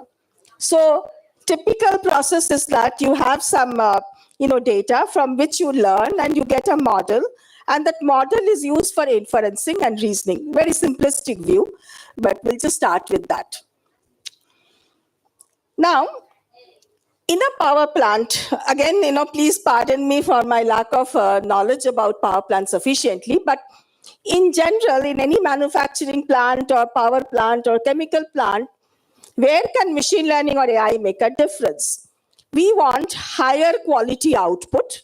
Maybe that's not so much relevant, maybe, to a power plant, but definitely you want increased efficiency, you want to reduce cost, and you need to stick to the norms, whether it's of emission control, reduce wastage, and so on. So these are some of the places where AI can be used, and these are some examples which one can think of possibly. For example, the input. One has to look at what type of input to do to achieve, efficient operation and cleaner combustion.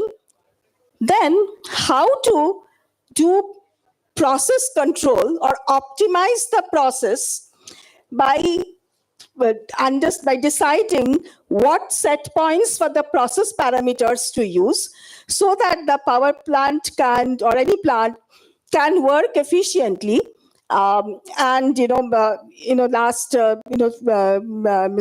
Ashish, Mr. Rajiv Das, and many people talked about different requirements that one has, and for that one has to optimize the process parameters to meet the demand requirements or many other norms. Then you need to do emission reduction. And of course, we had a talk on demand forecasting and management of energy, for which this sort of technology is used. And in the morning, many people have talked about predictive maintenance in order to detect when you should have some component for maintenance. And then industrial safety. So in an industrial environment, to see that there are no to inspect autonomously, especially in hard to access places, and to detect early that something is going to fail, or there's some accident might not happen, etc. Then autonomous inspection using image recognition.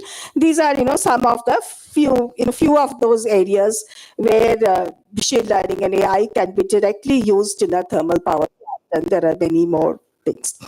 This is just a model for possibly a data-driven plant operation overall. So there's a plant. The typical path is the yellow path, where you have the observation, experience of the operators, and human decision making. On the other hand, if you have data-driven plant operation, you would have sensors which will collect the data, historically a lot of data under different conditions, and have an AI ML system which analyzes data and try to take a decision. Of course, that's the full automatic path.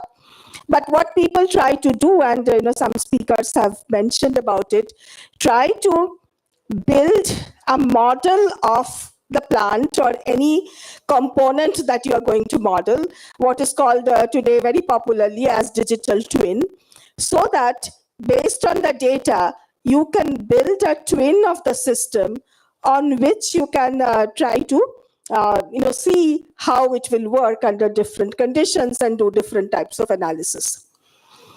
Now, if you talk about these different applications, they are fueled by data.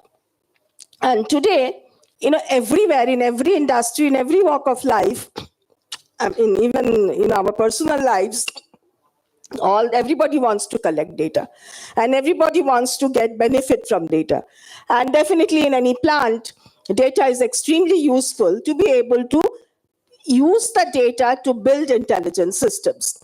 And this has been facilitated by the rise of IoT and different types of sensors, and capture the different types of data, both structured data in terms of the different models, their different parameters, etc., and also unstructured data like images, video, text, etc., and utilize them for machine learning. Now, this is a very basic machine learning model flow. You have data, and then given a task at hand, you identify features which are relevant for that task. So extract the features or identify features from experts and build models on those features. Now, so the data, once you understand what is important about the data, so you can extract those features, or you can try to get derived features from those features. And the feature choice will depend on, initially may depend on the understanding of the experts in that domain. So they can be structured as well as unstructured and use relevant features. I may make some mistakes or a lot of mistakes in talking about power plants, but probably, according to some literature which I quickly studied, these could be in some tasks of a power plant, relevant to a power plant. You can think of these as features like coal flow rate, steam flow, steam temperature, main steam temperature, reheat steam temperature, steam inlet pressure, exhaust temperature, composition of exhaust, boiler temperature, and so on. So depending on the process that you are trying to model, you have to identify what features are relevant. And then you have to acquire those features. And as we saw that we can use IoTs and sensors to collect the data. Sometimes, this is one thing that, one of my colleagues, we have been talking about at some point, is that sometimes it may not be possible, it may be too costly to deploy very precise sensors which can collect, very good features, very good quality features. But one can also have a lot of low quality sensors which are cheaper, and even try to get whatever data one can have. As I said, you can image, text, any type of sensor so that you have a lot of data and try to get value from that data.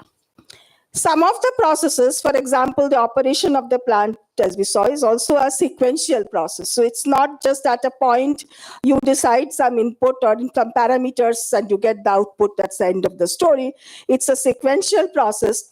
And the data that one has to collect should be the time series data. And also in the operation of the plant, it's also a sequential process. And one has to look at machine learning paradigms which can continuously control the system.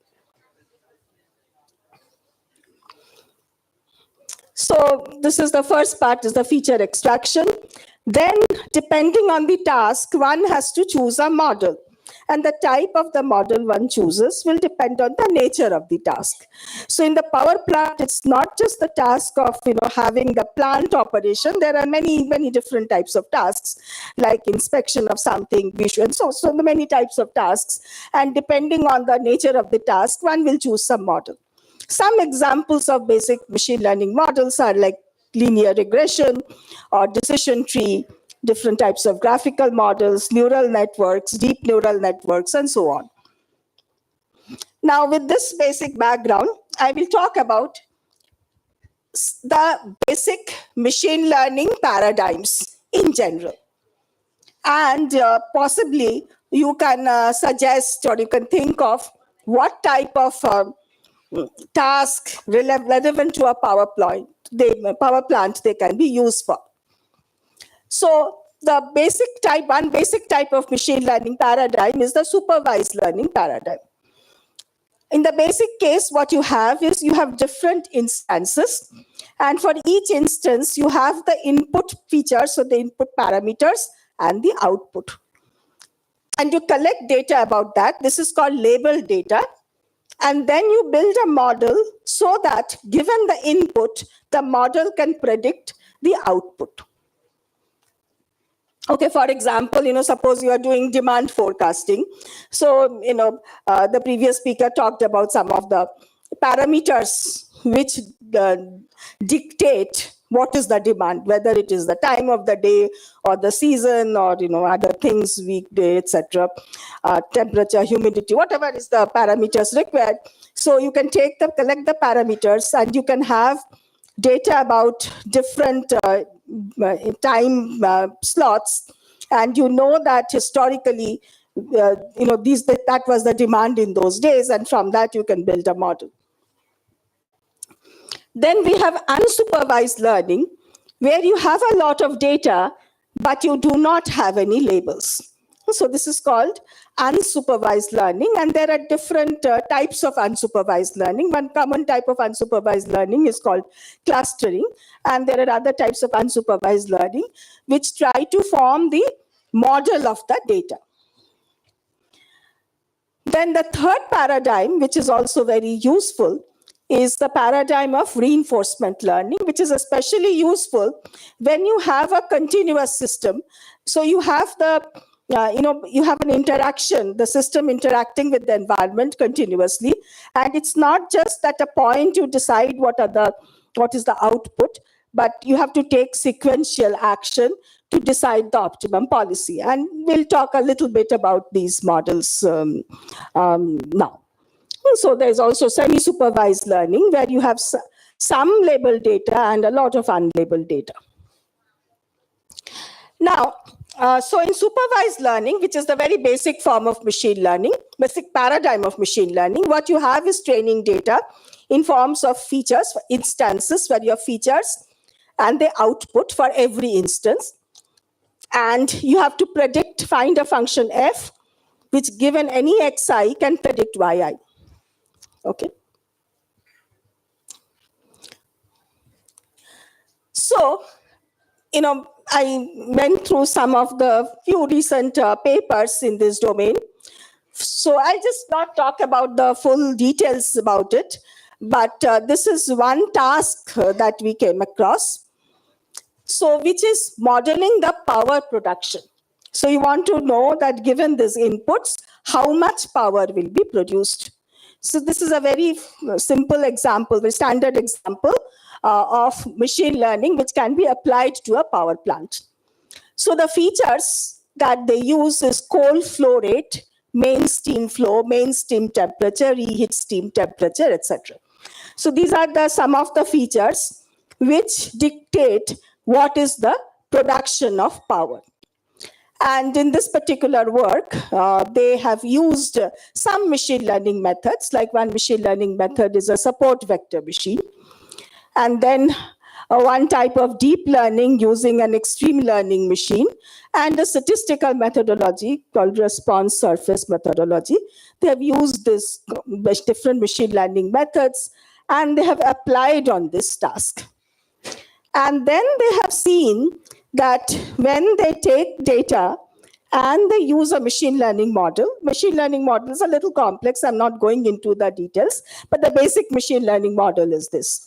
And they are able to demonstrate that there are certain key performance indices relevant to this power production task, and they're able to show that with respect to these performance indices, such as fuel flow rate, thermal efficiency, power plant heat rate, and the emission discharge, they are able to show that by building this model and using this model, they're able to improve on these tasks. So this is a demonstration that, so they had a particular task, which is efficient power generation with some net zero goal. And they also look at not only the production, but also the regulations about these emissions, etc. And they're able to demonstrate that by using this machine learning model, they're able to get better efficiency. The second paradigm, so there are other examples of supervised learning. For example, there are a lot of people, tasks in manufacturing plants, I'm sure in power plants, there's a lot of case of using object recognition. So suppose, again, I do not know much about the plant, but there are different components. You want to understand whether a component is in the right state or not, or, if there are different states of a particular object. So people often use computer vision as a classification task to detect the state of an object or detect the presence of objects. So these are all supervised classification tasks. Then let's look at an example of unsupervised learning or clustering.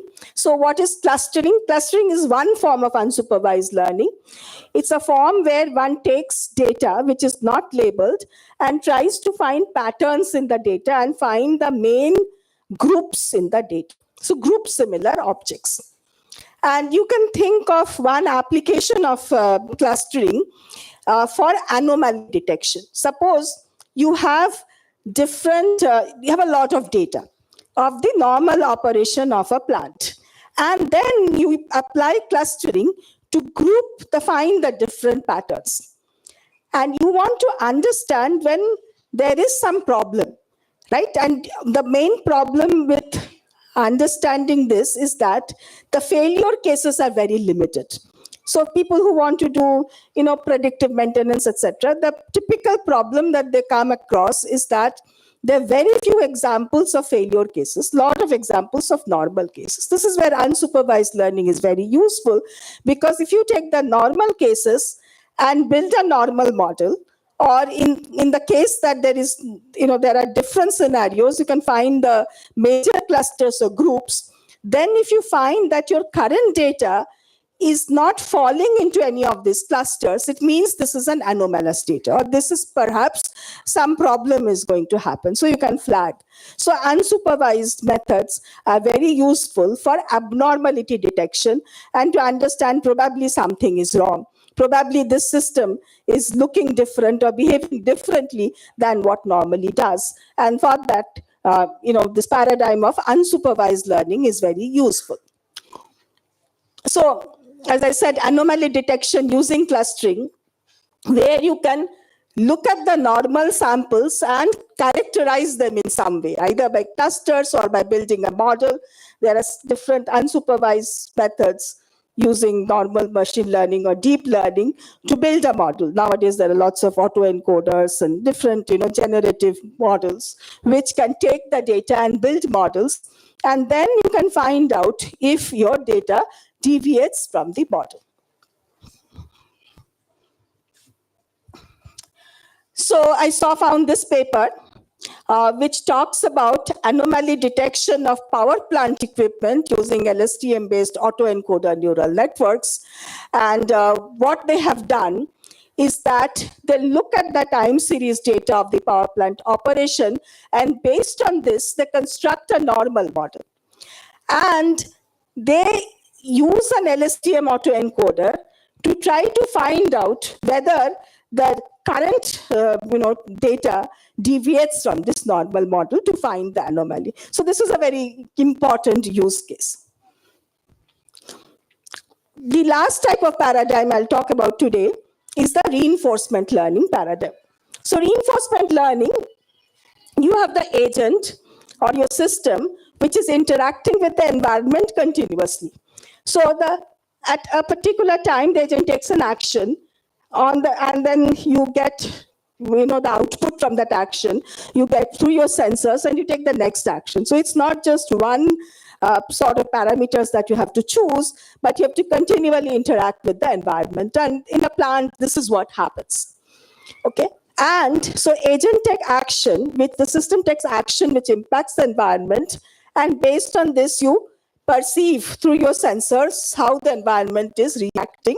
And based on your objectives, you also set up your cost function or reward function. So what is it that, whether it's a production or emission, so based on that, you set your rewards or penalties to decide how good they are.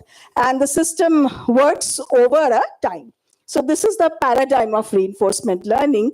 And I saw a very nice paper which was published in AAAI, which is one of the premier AI conferences last year, which used reinforcement learning on the production of a thermal power plant deployed in some large power plants in China. And I'll talk a little bit about that. So in this work, what these people have done is that they have taken up the task of optimization of the combustion efficiency of a thermal power generating unit, which they call a TPGU. And they want to optimize this. And these are the steps that they have done. So they have collected the data. Now the data, the problem with data collection is that you only get data about what has happened. So the data typically may not contain all possible scenarios, right? And it is difficult, typical reinforcement learning, there are ways where you can experiment with the system so that you can get more data of all types of scenarios and build a model. But that's not always possible because you don't want to deviate the process by which the power plant is working. So what they have done is that they have built a simulator which will give more data. So they have got some actual data.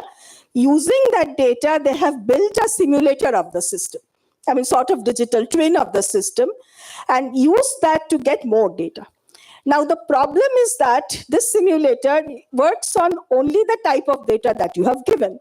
Now, if you use it on out of distribution data, you do not know how much you can trust the output. So, they have considered that in the later operation. But basic idea is that they have got some historical data called the offline data, and then they have used a simulator built on that data to collect more data.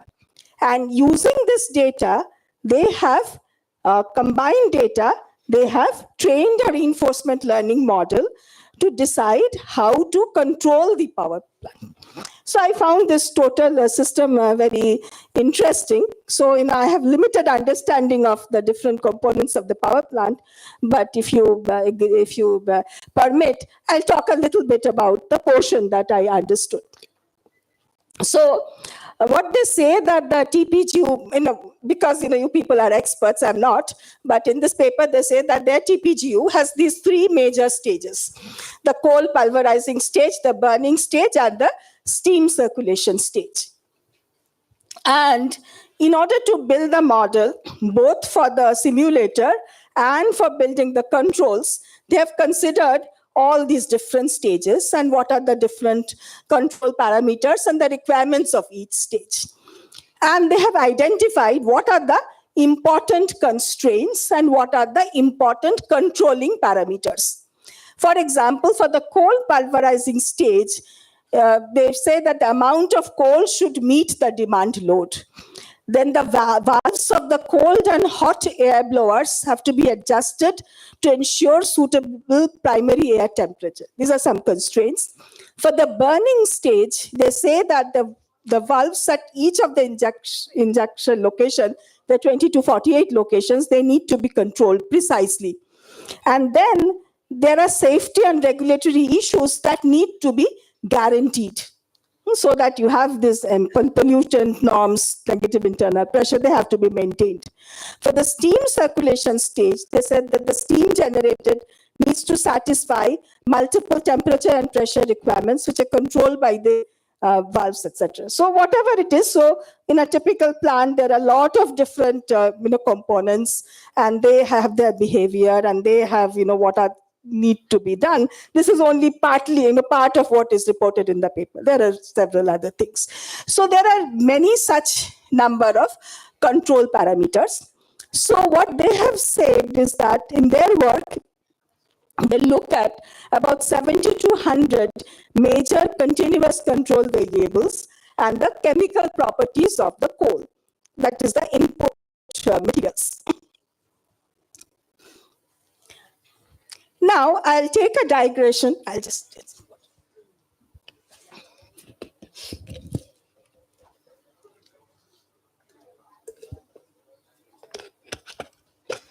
I'll talk about the very basics of reinforcement learning.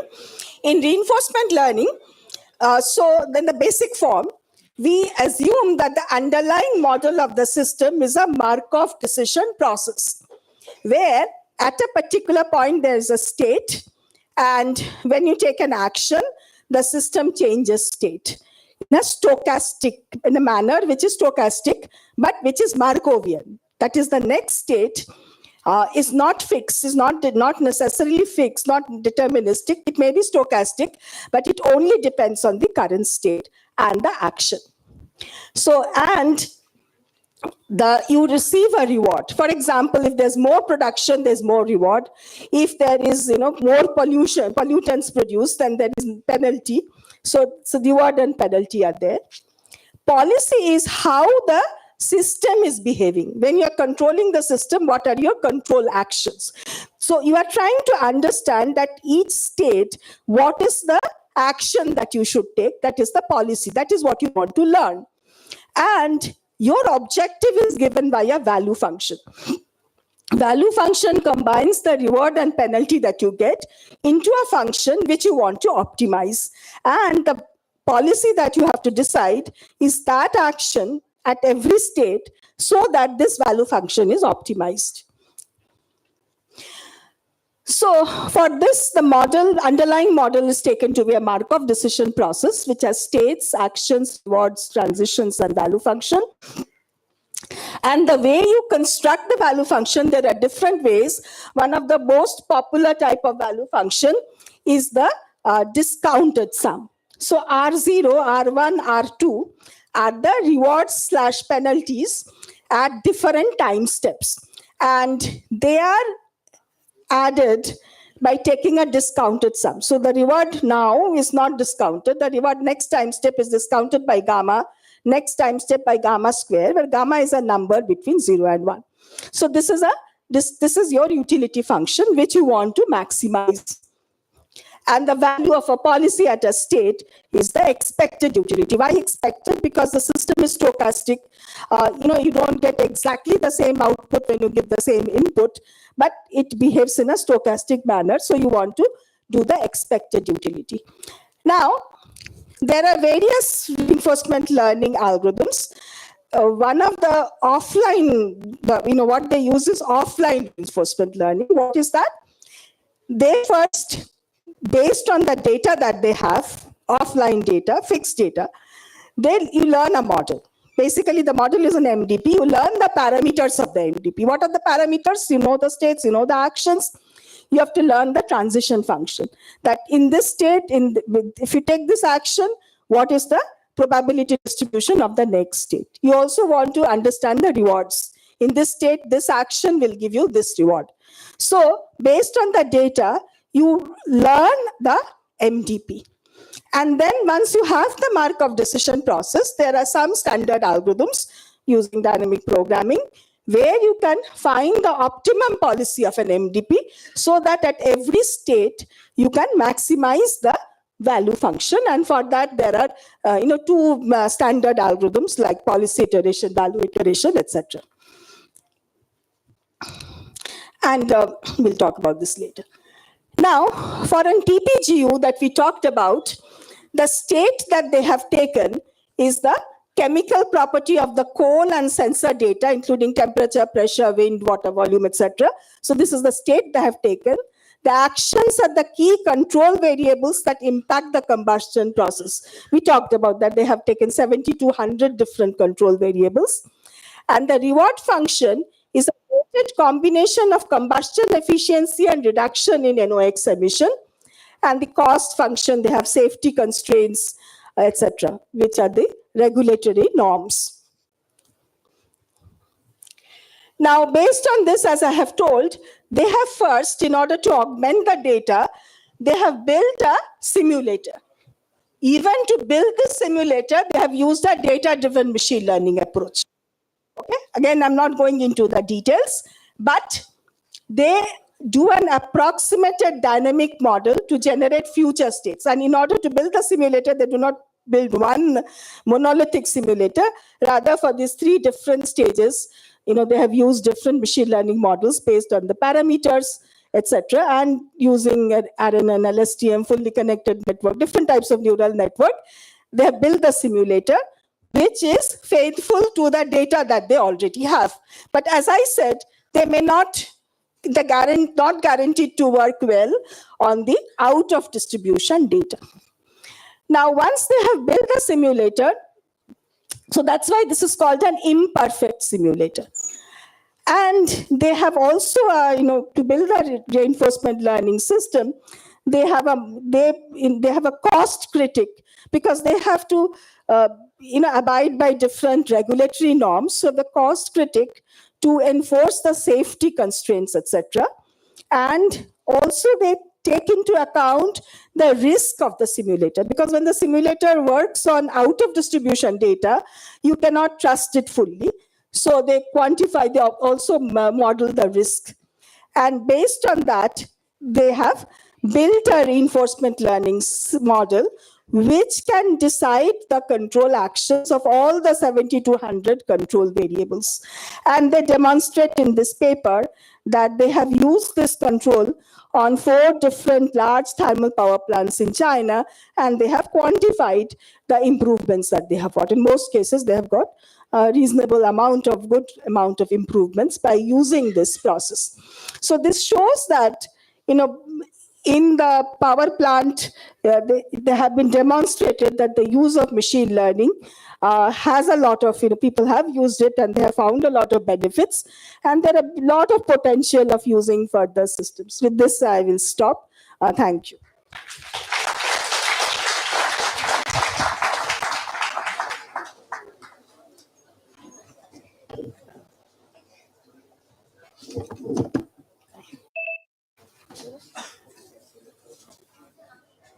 Are there any questions?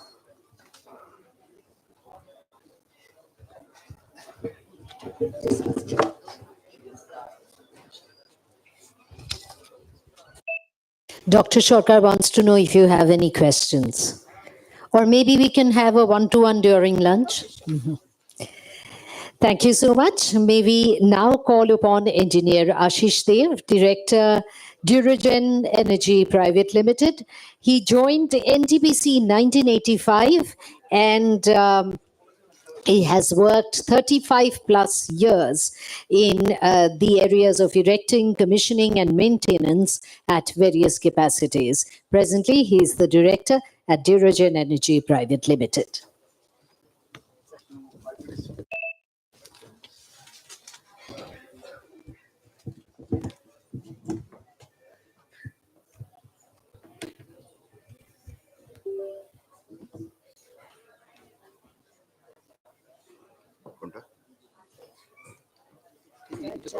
follower আর ইনি ইয়ার সঙ্গে ঠিক আছে sir যা হয় সবাই over carry করেছে এবার ব্রান্ডটা আপনাদের উপর এসে পড়ছে একটু যদি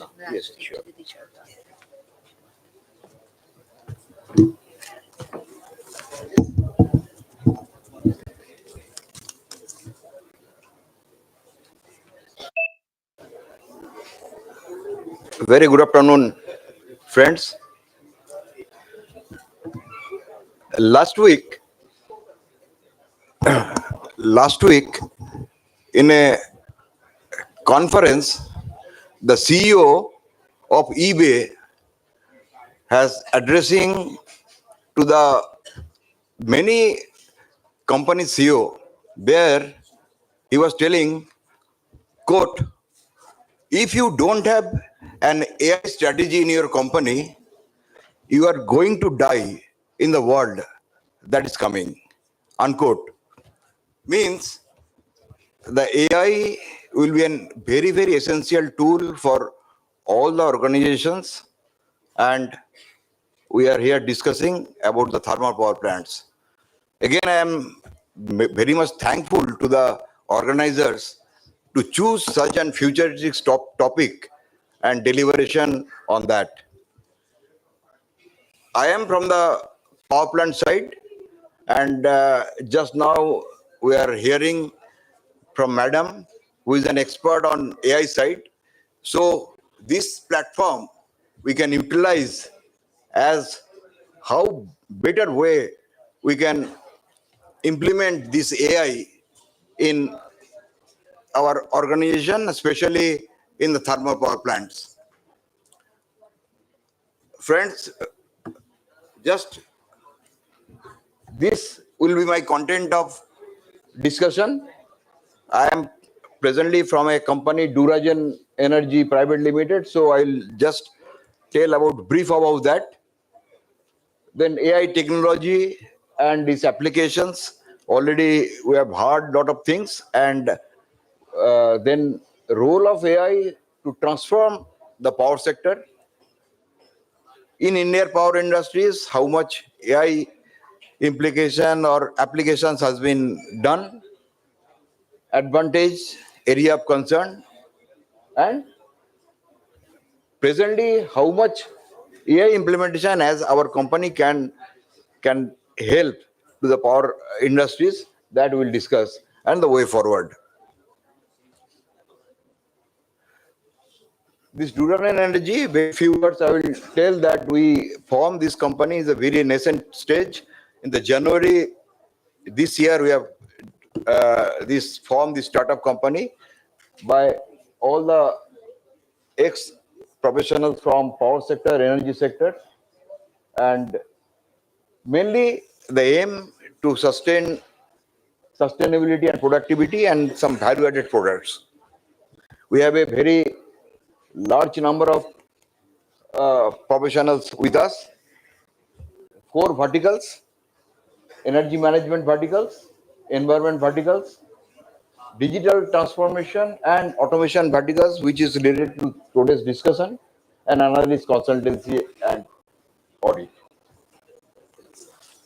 So now in this topic, that artificial intelligence, already we have heard about that. Lot of things. Artificial intelligence in the broad way is it refers to the ability to a machine which can exhibit a human-like intelligence, and this AI comprises of artificial neural network, machine learning, deep learning, and data analytics. This artificial intelligence started from 1950s, and first funding has been given in 1956. But after 56, there was turmoil, lot of ups and downs. But in the 2012, when this deep learning came into picture, then it has a lot of confidence, and a lot of work was going on in the around worldwide, and a lot of fundings are coming in that. So that is the background of this artificial intelligence. But the requirement we are discussing here is about our power plant. The artificial intelligence is the intelligence of this machine or software. Already we have discussed a lot of things on that. There are many applications, and day to day in small mobile to medical science, and very much broad way we are in entertainment world. We are seeing the applications of artificial intelligence. Now, coming directly to the power sector, how we can use this artificial intelligence. Actually, when the thermal power plants are facing some challenges, these challenges came from that introduction of renewable energies. So when the renewable energies has come, so that time we have seen that whatever the technical minimum operation and all these things will be a very tough operation and complex operation. Whatever the control systems are designed, that control systems are not capable to control this conventional control, are not capable to do the proper control of these parameters. So when we are talking for 40% technical minimum without oil support, so that time also we can see the variation of mainstream pressure, mainstream temperature, and the static portion of the pressure parts, all these things. So that time we have seen that yes, some intelligence or some artificial intelligence is required, and around the world, yes, it is available, and we have seen that some adaptive control over above our present advanced control, we can adopt that, and we can control this process parameters very effectively. So that is one of the area. So handling complexity of the control system. Then asset management. Asset management, that whatever in this swing of this power, this load generation, so there are a lot of fatigue, so your breakdown will be increased. So how proactively we can do the maintenance so that our asset will be available, healthy all the times. So this asset utilization is one of the major area. Other than that, there are security and integrity area that also AI can be used. So these are the areas. So AI can help us to tackle these challenges in an effective way. So predictive equipment failure and reducing downtime is one of the area which is now need of the hour. Assisting asset management with automated root cause analysis. So you'll get that automatically your root cause analysis will come to you, so you can focus your maintenance on that area. Then supporting complex control system or automation, enhancing human and process safety, and smart grid management, already it has discussed, and cyber threat. Cyber threat also we can prevent from this AI. So this predictive maintenance, by detecting the anomalies, that we are taking the current sensor-based data and we are feeding this data to the digital twin or digital replica, and there continuously we are comparing that, and whatever their anomalies that we are predicting, and this with this anomaly detection, very early stage we are predicting this, yes, that is there, and yes, there is a catch on that, there is a chances of false alarm. For that, our maintenance engineer has to be very careful about what the measurement, what the input sensors we are taking, because AI also taking that sensor for their digital twin, so that measurement point has to be very accurate and reliable. With that, this type of comparison, we can detect the fault, and we can well ahead of the breakdown, we can do the proactive maintenance. So it is advanced to the predictive maintenance, we can do the proactive maintenance to this digital twin. Here, the severity of the problem, description of the fault, then processing method, everything will be coming to that real-time visualization and monitoring this thing through the digital twin. So everything is done on that real-time mode, and we can get this data. And I am giving you an example that in NTPC 2016, one discussion with 3 reputed OEMs who are doing this type of AI support. We have discussed with that, and a catastrophic failure of 3 stations were captured, but we don't share the data which project it was not given, but this data of earlier 6 months data and earlier 1 year data we have shared with that agencies, and you can be surprisingly low with their modeling and detection. They are coming out that before 6 months this could have avoided with their prediction. So such type of tools are available, and such type of analysis can help our availability and downtime. Safety and security, these are one of the area, and some of the Indian stations also adopted this AI along with this smart CCTV camera and your drones and this your vehicle movement monitoring, the height, then PP violation with the smart helmet and all these things. These are already implemented in 1 and 2 stations. That is also giving a very good safety awareness and your security also. This area actually that we are discussing that now your regulation is coming for net zero. So we have to do the proper control of all the parameters. So your coordinated control, steam high temperature control, then SOx, NOx control, and all these things are very stringent now. So with that, so now whatever you see in the control system in 90s, 99, you must be hearing about Dr. Shiv Kumar of BHL. He has invented one, he has patented, that is your state variable control. That time super reader state variable control was very popular. Then afterwards there are a lot of changes, and then people try to control more effectively. So that time some anticipatory control model of Siemens and Honeywell has come. So now there are advanced stage, there is a adaptive AI control. This adaptive AI control, it will sit on the top of that any control model, and whatever this set point will be set from that model, it will be continuously superimposed of that set point.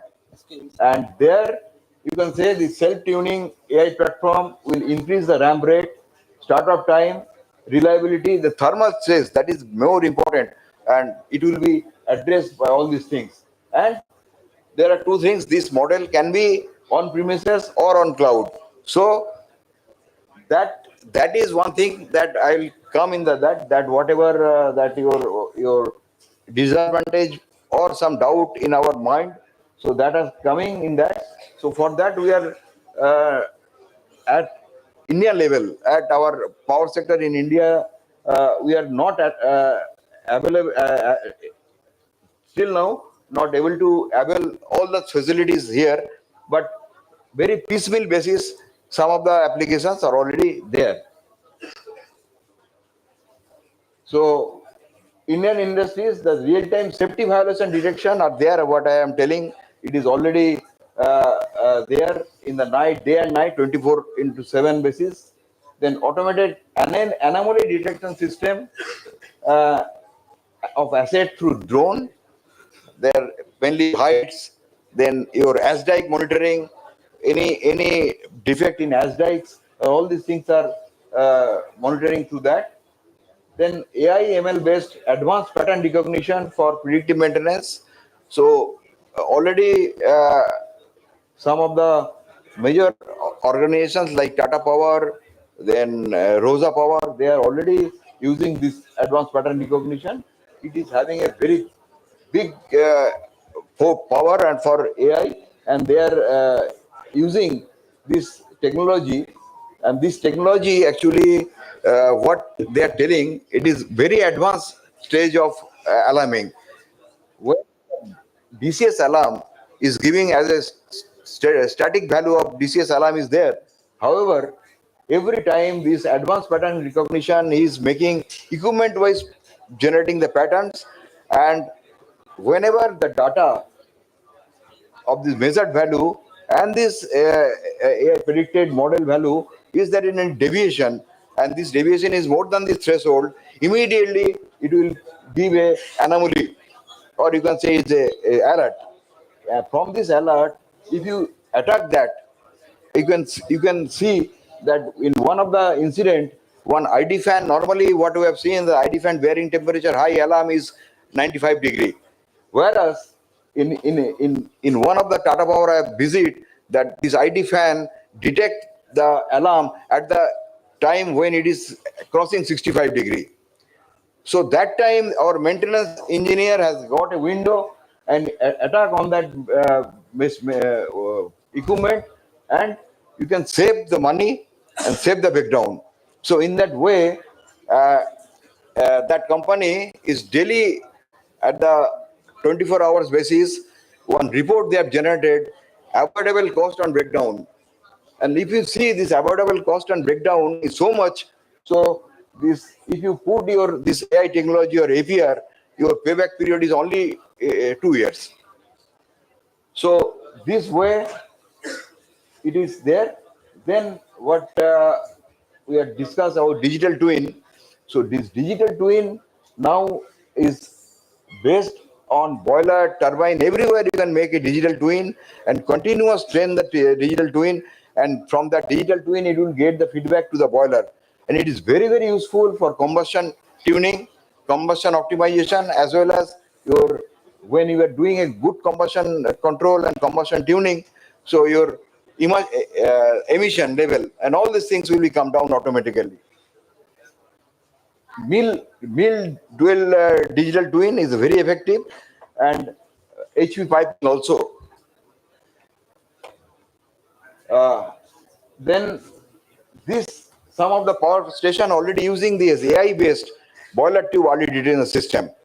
So whatever that ASLD we are using, that acoustics tube leak detection system, along with a small AI, we can validate that, and we can early detect the boiler tube leakages. But it is tube leakages may be there, but it will save that secondary damages.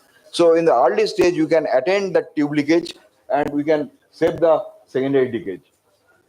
Then hotspot detection in switchyard with this smart AI and your CCTV cameras.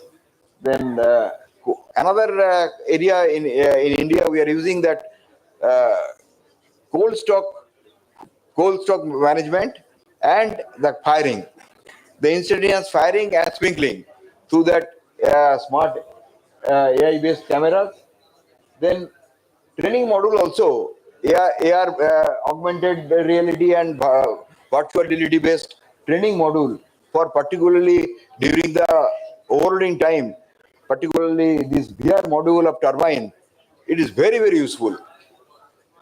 And the cyber risk assessment and control, this is also a part of AI, which can detect any time any penetration, and whatever the cyber risks are there, that also can be controlled and prevent by this AI. So as we are saying, our company also offering the such type of asset management through AIML, predictive maintenance package, security and safety, online hotspot detection, then complex auto loop tuning, cyber security awareness, then IoT based combustion customized solutions we are doing, and lot of good reputed AI vendors are already with our solution providers are along with us, and domain expert along with us. So with this, we are also having this pool of domain experts with us. So way forward is that we have to adopt this AI or ML for our process optimization, asset management, conditioning monitoring. Then overall equipment effectiveness will be improved, predictive maintenance to proactive maintenance, cyber attack prevention, and your preventing losses. Continuous loss prevention has to be there, and energy management system has to be there. This is the ultimate goal for any organization, and AI and ML will help us in this regard.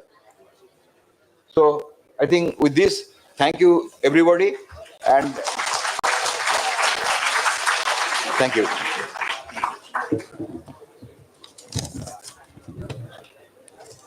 Thank you so much, sir. And I would now request the last but one speaker for this session, Professor Kamal Sarkar, an alumni of Jadavpur University, having done his BE, ME, and PhD from that university. He is now a faculty, a professor at Jadavpur University in the same department, computer science and engineering. His areas of interest and research are machine learning, deep learning, data analytics, natural language processing, etc. So can we request Dr. Professor Kamal Sarkar to come up and make his presentation.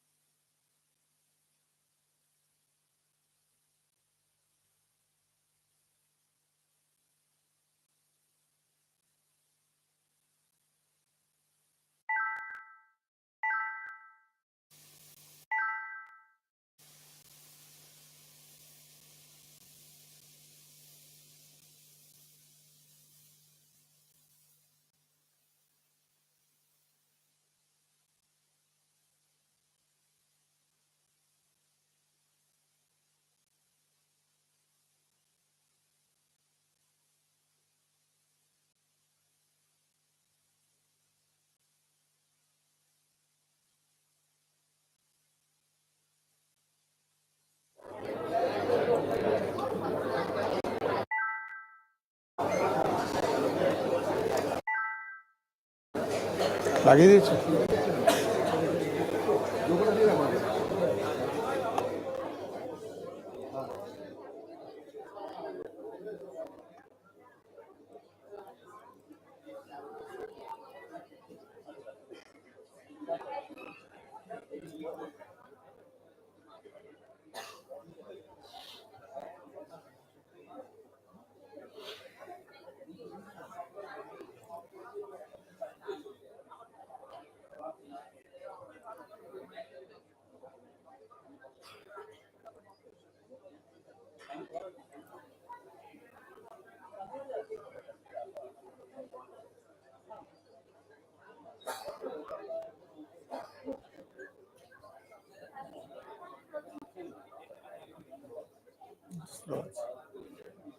কই?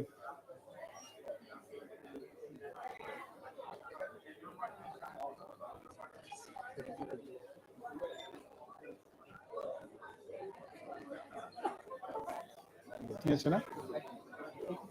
এটা কি আসছে? না, এখানে কেন কাটা হবে? তাহলে তাহলে স্লাইড শো করবো না।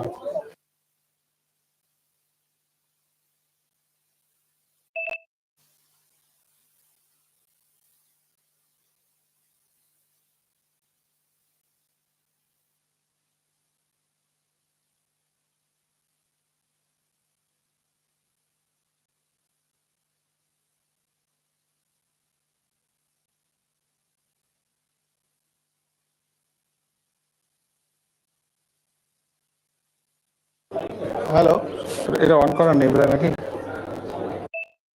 Just the time before the lunch, so I think everybody is very hungry. So I will try to finish as soon as possible.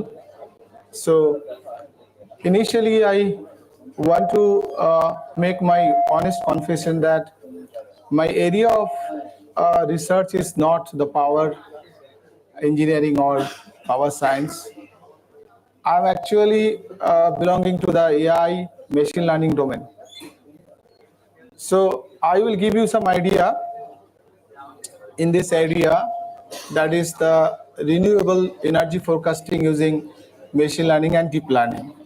So I have already, the Professor Sudeshna Sarkar has already presented some basics of AI. So I can recommend you that she has a NPTEL lectures on AI and machine learning. So if you are interested in machine learning, you can follow his lecture on the NPTEL. It is a freely accessible. So okay, so now you are expert in energy and also the power. So if you know that the energy in a generation is mostly comes from the fossil fuels, and also you know the impact of that kind of power generation on the environment, and you also know, you're familiar with the greenhouse gas effect and also environmental pollution and how it is affecting the global climate. So now we have to look for the sustainable development for meeting the present needs without compromising the chances of future generation to meet their needs. So one of the drawback of the existing energy generation system that is dependent on the fossil fuels, it is already known to you. So we need to explore the renewable energy sources, and renewable energy sources that are actually the alternative supplies for the future energy management. So why we should focus on that? Because it is clean and it is green, and it is also beneficial for the protection of the environment. So all of you know that there are different sources of renewable energy: hydropower, biogas, geothermal, wind, and solar power. So one of the important problem in renewable energy forecasting is the uncertainty. And you know the uncertainty comes from the high fluctuation and unpredictability of the renewable energy sources, say the solar energy or wind energy. You know, the uncertainty in wind, uncertainty in solar, sunlight. Due to this fact, this is actually, there is some uncertainty in the renewable energy sources. So now, if we are actually, how our system can be customized, how our system should be integrated with the renewable energy renewable power. So the point is that due to this integration, so if the forecasting can be done accurately, particularly the short-term forecasting can be done in a short time, then the power grid operator can operate the grid in proper way, and that can minimize the production cost also. So I have limited knowledge in that power domain. So how it can be actually integrated in reality, that is the topic of research. So now I am going to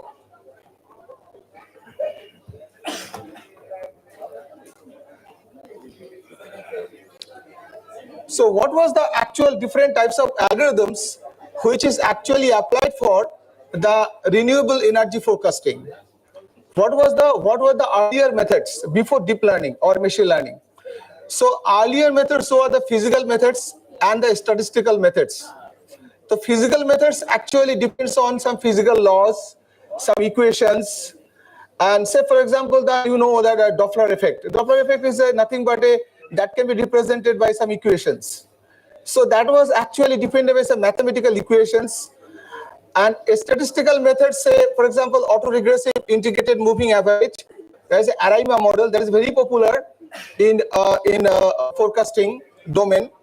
So autoregression means it is nothing but a regression that predict the current value depending on the past values, past y values, and it has actually the combination of the two module, and second module is the moving average. The moving average is actually used to smooth the transition of prediction.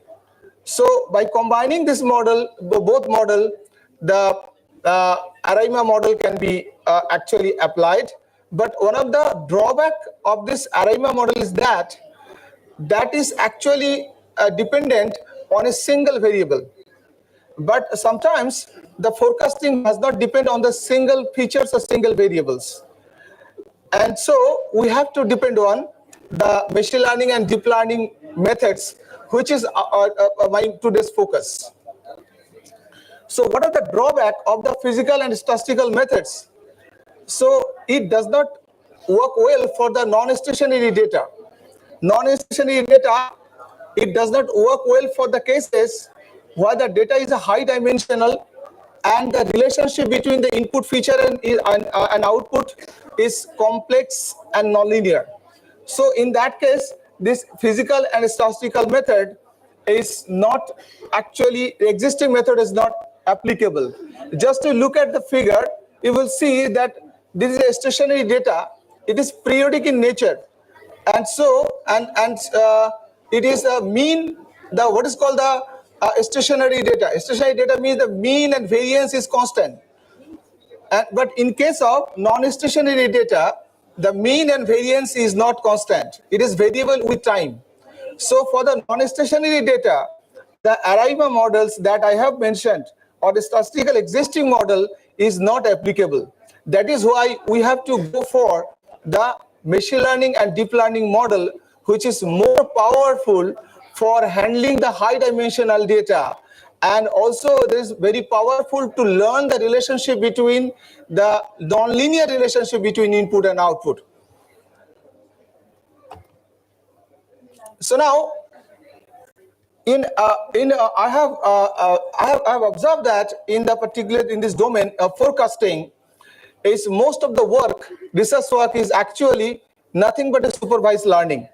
So Professor Sudeshna Sarkar has already mentioned that what is the meaning of supervised learning. Okay, so I am not just repeating the same thing. In supervised learning, the target is to map between the input and output, and the input and output, the data should be represented in this format.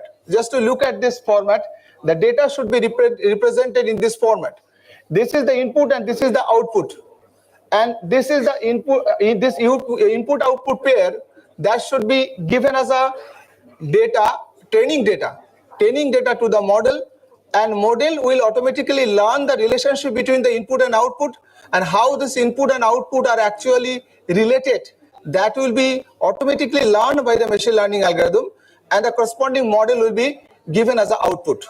So it will be, I have seen that most of the forecasting model are actually regression problem, and there are some, so now I'm going to a framework of a machine learning model. Just to look at this, the traditional machine learning model. So this is a training data set that you are providing to the model, and the training data set is a nothing but a pair of input output pairs, and you are submitting the input output pairs to the machine learning model, and there are some preprocessing that should be done on the input, and then there is a feature representation or feature extraction, and then the data should be represented to the input vectors, and the feature vector should be labeled, corresponding label should be given, and then the training data should be prepared, and this training data should be provided to the machine learning algorithm, and machine learning algorithm will give us a trained model. During testing time, the test data that should be again go through the preprocessing, feature extraction, and the vector conversion, and that will be submitted to the trained model, and the model would predict the output value. So this is the architecture, or this is the framework of a traditional machine learning model for the energy forecasting. So now I will little bit give you some examples on the different phases of that. If you see that, what is the meaning of preprocessing? So data must contain some noise, because the world is not noise free. World is not friction free. Similarly, the world is not noise free. Noise must be there. So you can handle the noise in some way, and you can remove, and sometimes the domain expert can help to identify what is the noise in the data and what type of data. Sometimes with the help of noise, and also there are some automatic technique, something like data clustering or that type of technique. We can also anomaly of anomalous data can be removed from the data. Normalization is also very, very important. Data normalization, there are different types of normalization technique. One of the very simple technique is known as a min max procedure. So you can subtract the mean value from every value and divide the value by the max minus min. So this is the normalization process you have to do. In many cases, it's observed that some of the data are missing. So how to handle the data? How to handle the missing data? So it is not the wise decision to reject the entire example. So we have to fill up the missing data. There is some technique for doing that. Second point is the data sampling. Data sampling is very, very important, because if the data is not balanced, then sometimes it creates a problem. So data sampling, data decomposition, that I have previously mentioned, that your signal may be non-stationary. So sometimes it may be decomposed into a collection of stationary signals. So if we can decompose the non-stationary signal into multiple stationary signal, then we can apply the existing statistical model to the individual stationary data, and then we can combine the decision of those models together. So that this can be done. And the data augmentation. Data augmentation is a very important part, because in particularly electricity domain, as far as I can understand, that data is very limited. So limited amount of data is available here, and also data collection is a very, very difficult task. Nobody wants to publish the data, because data is a very private thing that is very authentic and private. So there is no regulation in India. I don't know whether is there any regulation in India to release the data particularly thermal data or electricity data. So there is a very limited amount of data. So now how to work with the limited amount of data? So one of the technique which is data augmentation, and by that we can create the more data and that can be added to the training. So now second was a feature extraction. The feature extraction or feature is a very important part, because you have to identify which feature is more important to differentiate. So now there are different type of features. In traditional machine learning, the features are handcrafted. Handcrafted means the domain expertise is necessary. So you need to consult with the domain expert, and domain expert can tell you that what type of feature is more important for your prediction. Just you take some examples. The different types of here in this particular work, Ibrahim et al. 2012, they have actually developed a solar radiation prediction model, and the feature they have applied the average daily maximum minimum temperature. This is the feature they have identified. Somebody can argue that this is not the features which is suitable for that. There are more features. You can think more feature. And another work in 2012, they have actually observed the historical data from the previous years, and the sunny day, foggy day, rainy day, cloudy day, and the different weather report that has been considered as features for the data. So for the model. So now the features, and they have developed the different types of machine learning model for forecasting the photovoltaic power output. So now after identifying the appropriate features and extracting the feature values, the raw input should be converted to the feature vectors. This is nothing but, feature is nothing but a vector of the values of the features.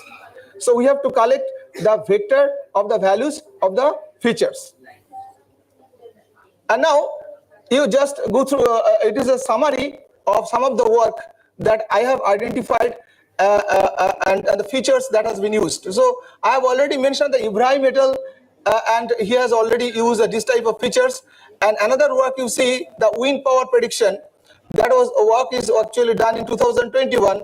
They have used the average wind speed, average ambient temperature. This too has been used as a feature for that. So now this is a very interesting one. They have compared many machine learning algorithms, linear regression, logistic regression, loss of regression, elastic regression models. But the 21 different features they had extracted from the different weather conditions: humidity, temperature, precipitation, snowfall amount, cloud coverage, wind speed, wind direction, wind gust, angle of incidence, and different features they have actually applied. So now, since the 21 features they have collected, then they have applied a PCA. PCA is a principal component analysis technique by which the feature can be 21 feature can be reduced to a certain set of most important significant features. All those features may not be important. Some of the features may be more significant. So how to identify which features are more significant, which are not?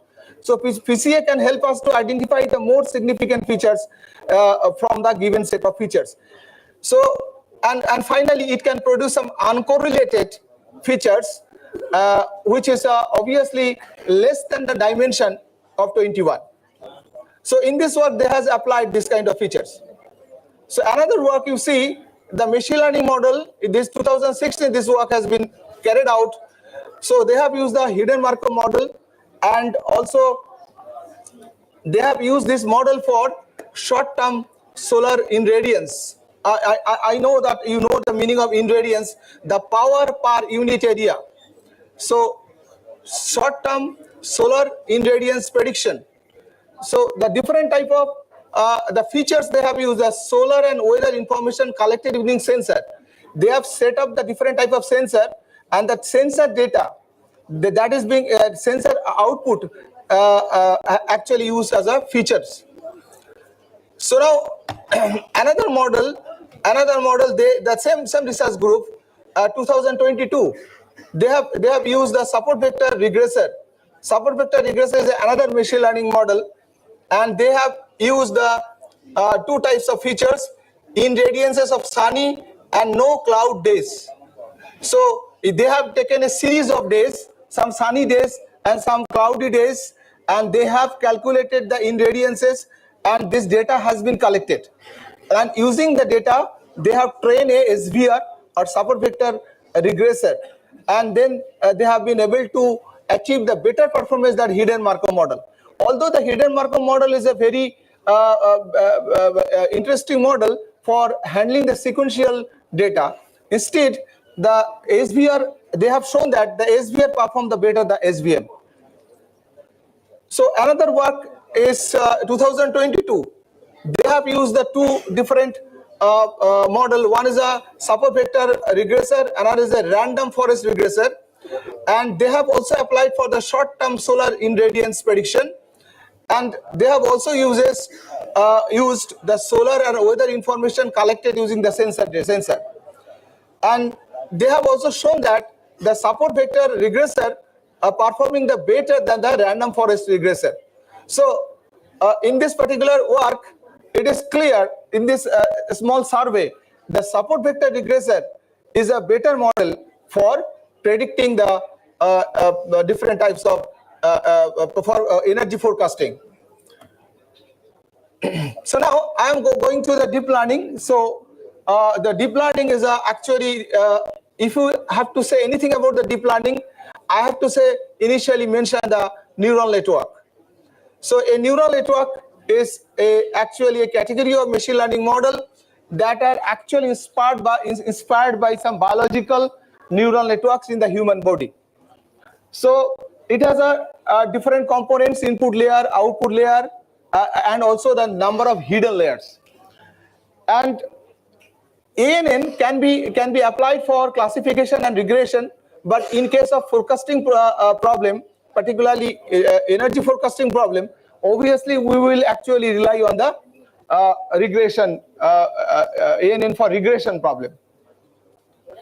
So now, what is called the deep learning?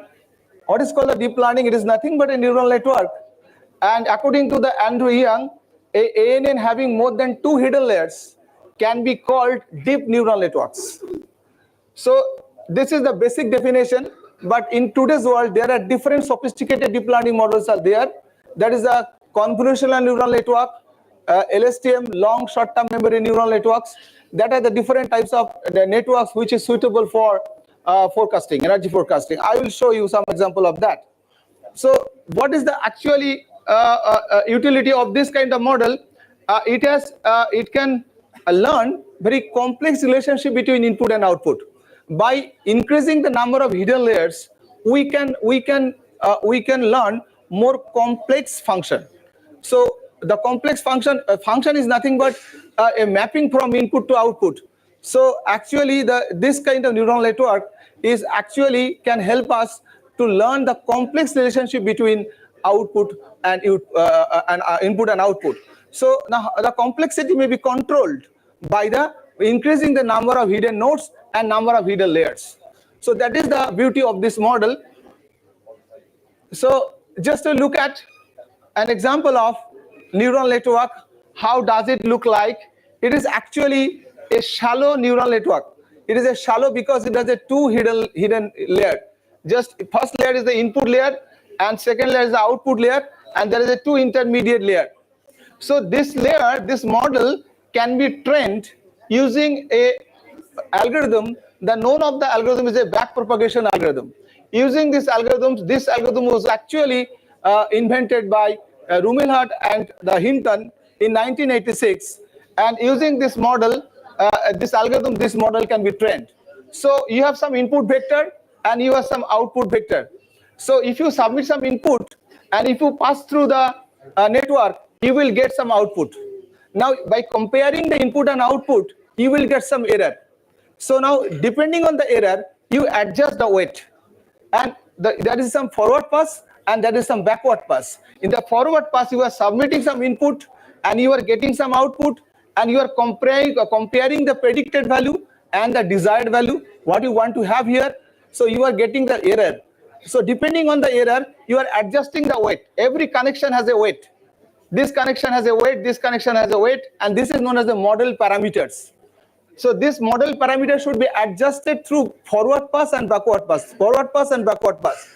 So after a certain number of iteration, or which is actually known as the epoch, this model will be able to learn the relationship between input and output. Now, whenever some test data will come, test data means you do not know the output, you know the input only. And whenever the test data will come, if you submit the test data here, it will give you the prediction. So this is the neural network, how it works. So the backpropagation algorithm is a very mathematically sounded algorithm. So this discussion is not there. So now another important aspect of the deep learning is the automatic feature learning. So I have previously mentioned that in the traditional machine learning, the features are handcrafted. You need some domain expert. But in case of deep learning, you don't do the handcrafted feature generation. You don't have any feature engineering. You have to submit the raw data to the model, and model will automatically learn the feature, and it will do this everything. So now you see here, it is a CNN.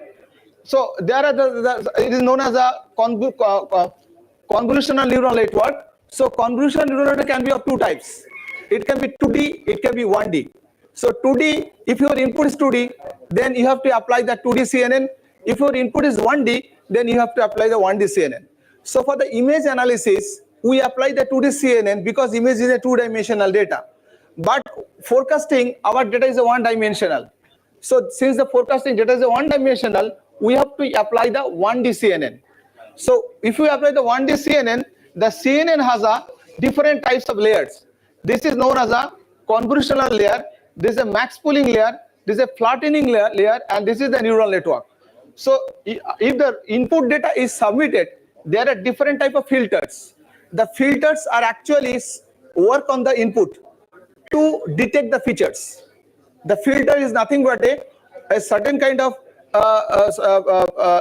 window. This window will be set up on the input, and that will be actually applied on the input to detect the features. And after detecting the features, you will get, if you apply the multiple filter, you will get the multiple feature maps. And now all those features which is generated by convolutional layer may not be useful. That is why you are using some max pooling. What the max pooling layer is doing, the max pooling layer is picking up the more significant features from this group.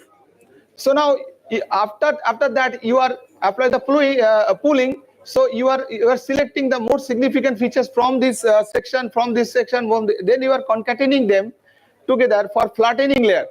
So after flattening, you are getting a single vector, and this single vector should be submitted to the deep neural network.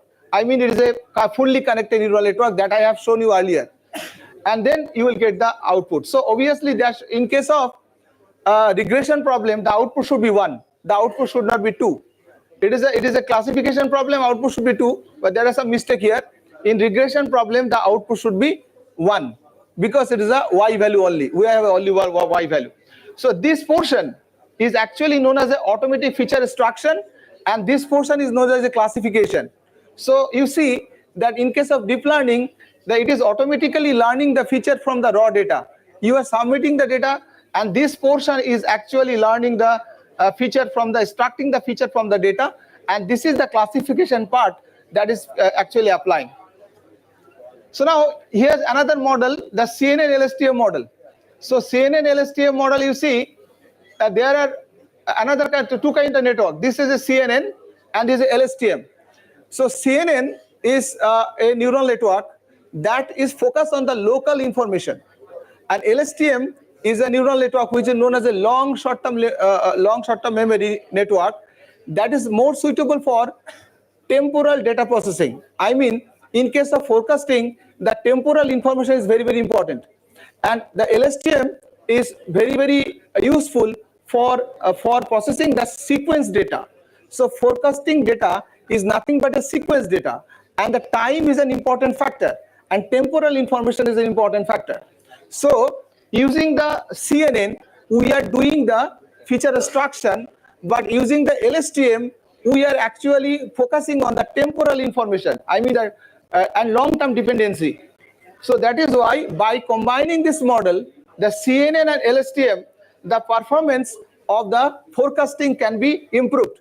And this work, that the paper that I have mentioned in 2022, they have shown that by combining these two, the performance of the forecasting for solar PV output can be better than individual CNN model or individual LSTM model.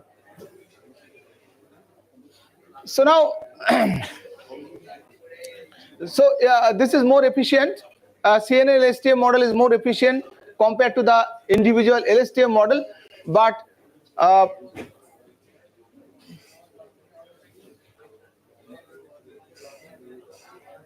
it is overall their observation is that there are some situations, because there are, you see the 1 hour, 1 day, 1 week prediction. So there is a time frame. So they have observed that for some cases the CNN is better, and some cases CNN LSTM is better. So either CNN or either CNN LSTM model is actually performing better than any other model they have compared. And also they have compared the traditional models, I mean the statistical models that I have mentioned, and the physical model also with the CNN LSTM model, and they have observed that the CNN LSTM model is performing better for this kind of forecasting. So another deep learning model is actually known as the autoencoder. Autoencoder is also important because sometimes it is useful for to reduce the dimension of the data. So dimension of the, whenever you are working with a high dimension data, the thumb rule is that if the data size increases, the dimension of the data increases, the model complexity increases. If the model complexity increases, the model will likely to overfit. So that is why we need to reduce the dimension of the data. So autoencoder is a deep learning model that helps us to reduce the dimension of the data. And in some work that I have mentioned here, that is they have applied the autoencoder to reduce the dimension, and then they have fine-tuned the neural network we are using that reduced data. So now another model is also I have observed some of the researcher has already used that is actually the ensemble. Ensemble models works better performance than shows better performance than the individual model. In ensemble model, the many models are actually combined together. So now there are the different types of common ensemble technique. So bagging, boosting, and stacking, these are the different types of ensemble technique. So the idea is that in case of bagging, so we have it is observed that the slight fluctuation in the training data, the model performance may be hampered. So any kind of machine learning model, slight fluctuation in the training data, the model performance may be hampered. So in bagging, so different instances of the training data is created through the sampling process. There are two types of sampling process. The sampling is actually known as a sampling with replacement and sampling without replacement. So sampling without replacement can be applied to create the multiple instances of the training data, and with the different instances of the training data, we can train the different models, and finally we can combine the decision. So it is observed that the variance of the model can be reduced by this process. So bagging is actually kind of ensemble model. It is a combination of multiple models, and that will obviously perform in many cases it improves the performance of the forecasting results. So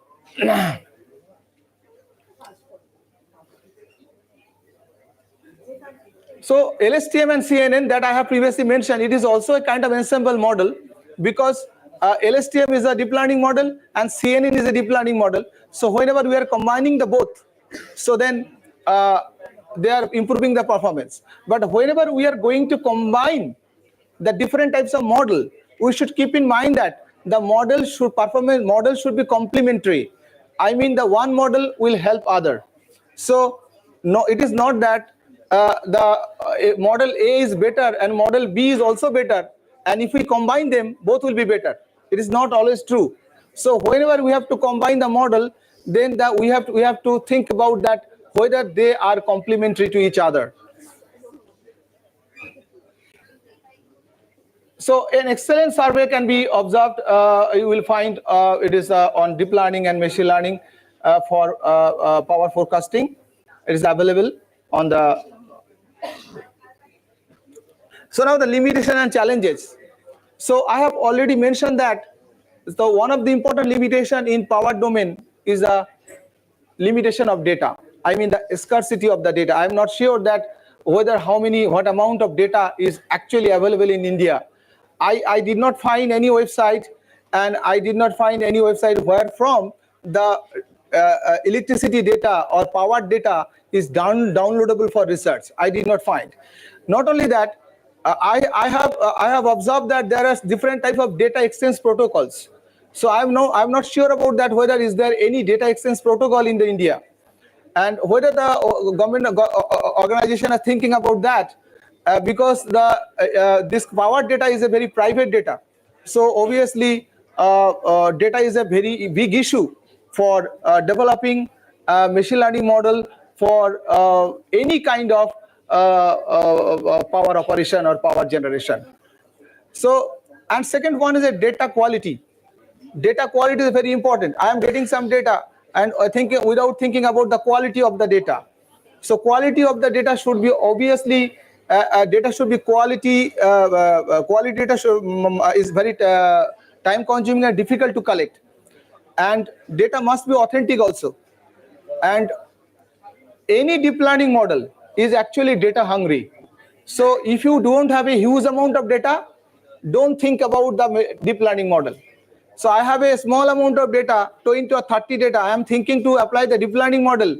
So it is a wrong decision that you are doing. So if you have a huge amount of data, then you go for deep learning. So deep learning is a buzzword. So I have to apply the deep learning for solving my problem. Otherwise, the paper will not be published. That may be the motto, but that will not help in actual situations. So you have to collect data, or you have to generate data. You have to develop some protocol for collecting the data. I am not sure whether smart meter is permitted in India or not, and there is a many debate regarding the smart meter. I'm not going into that debate. So otherwise, how you can collect the data? How you are collect the data? So third and data. Another point is that.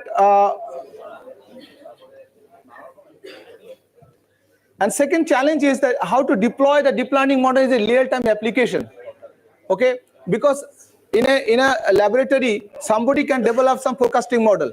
It's working fine, but whenever it will be actually deployed in the market, how it will be integrated with the grid system, and how actually what will be the prediction, what will be the accuracy of that model, that sometimes varies. So the performance of the vaccine in the control environment and performance of the vaccine outside the environment is far and far different.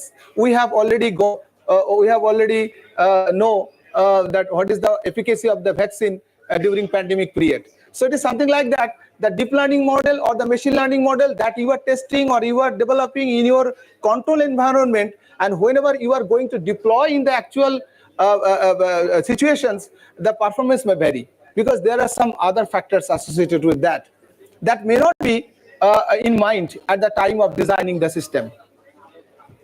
So now, an important problem regarding the deep learning model is that deep learning model is a black box. So what is going inside, it is not explainable. In a power system, there is some issues that need to be explainable. Why it is saying that it is better? Accuracy, say it is accuracy, forecasting accuracy is 90%. Why it is 90%? Particularly, one of the speaker has mentioned that to find the root causes. So if whenever you are going to find out the fault diagnosis, then we have to find out the root causes. So now we need the model should be explainable. So that is another important point. And in case of grid system, the external attack is a very, very important issue, because somebody or some external agency have the tendency to collapse the grid system. So if the deep learning model is going on or running, then it is very, very vulnerable to adversarial attacks. Adversarial attacks means a slight modification or minute alteration to the input data to make the deep learning model fail. So in that situations, this entire grid system may be collapsed. So now, whenever we are going to deploy the deep learning and AI, we have to be cautious. And another important point is time over. Okay. So another important point is that you should keep in mind in a real-time in real-time applications or real-time power system implementation, I think that the collaboration between the industry and academia is necessary, because industry knows the power system, academics sometimes doing some research. So those should both the groups should come together and sit together to find out the solution. Then only it can be fruitful. Otherwise, I'm not sure. So now, in conclusion, I can just want to mention few words that whenever the AI should be applied in any sector, initially that will lead to joblessness. Somebody will lose the job. Okay. So now my suggestion is that, or my recommendation is that, to identify the sectors where actually the AI should be applicable. Okay, why should be applicable? That region should be actually identified properly, and AI should be useful to empower the employees, not to replace the employees. This is my all. And any questions? Thank you, sir. Thank you so much. And in fact, we would now go on to the final speaker before lunch, Dr. Arindam Rai. He's the Chief Technology Officer of Bangla Shohayata Kendra, which is the Personnel and Administrative Reforms Department of the Government of West Bengal. He has a very keen interest in applying new technology for system optimization. And indeed, he's in the process of implementing artificial intelligence, blockchain, and machine learning in e-governance of Bangla Shohayata Kendra. We welcome Dr. Arindam Rai, and since time is becoming increasingly, we are getting increasingly late. Therefore, it is unfortunately Dr. Arindam Rai's responsibility to bring us back into schedule.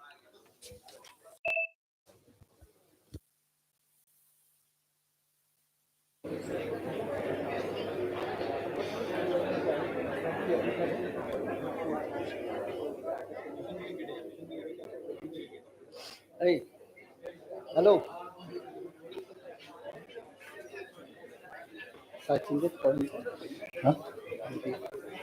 এটাতে আছে না?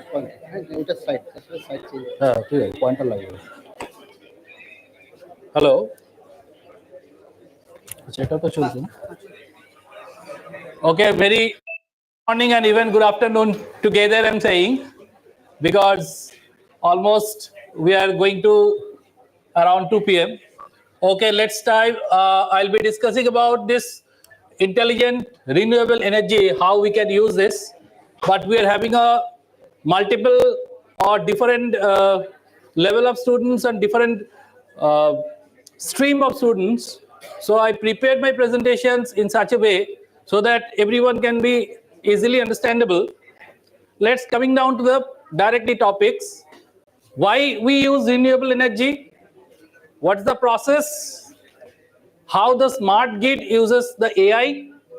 And in the generation of smart grid or generation of power, we are having some set of steps.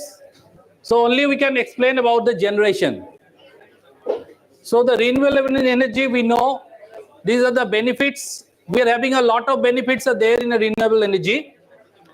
let's coming out the reasons. One, which reduces the greenhouse effect.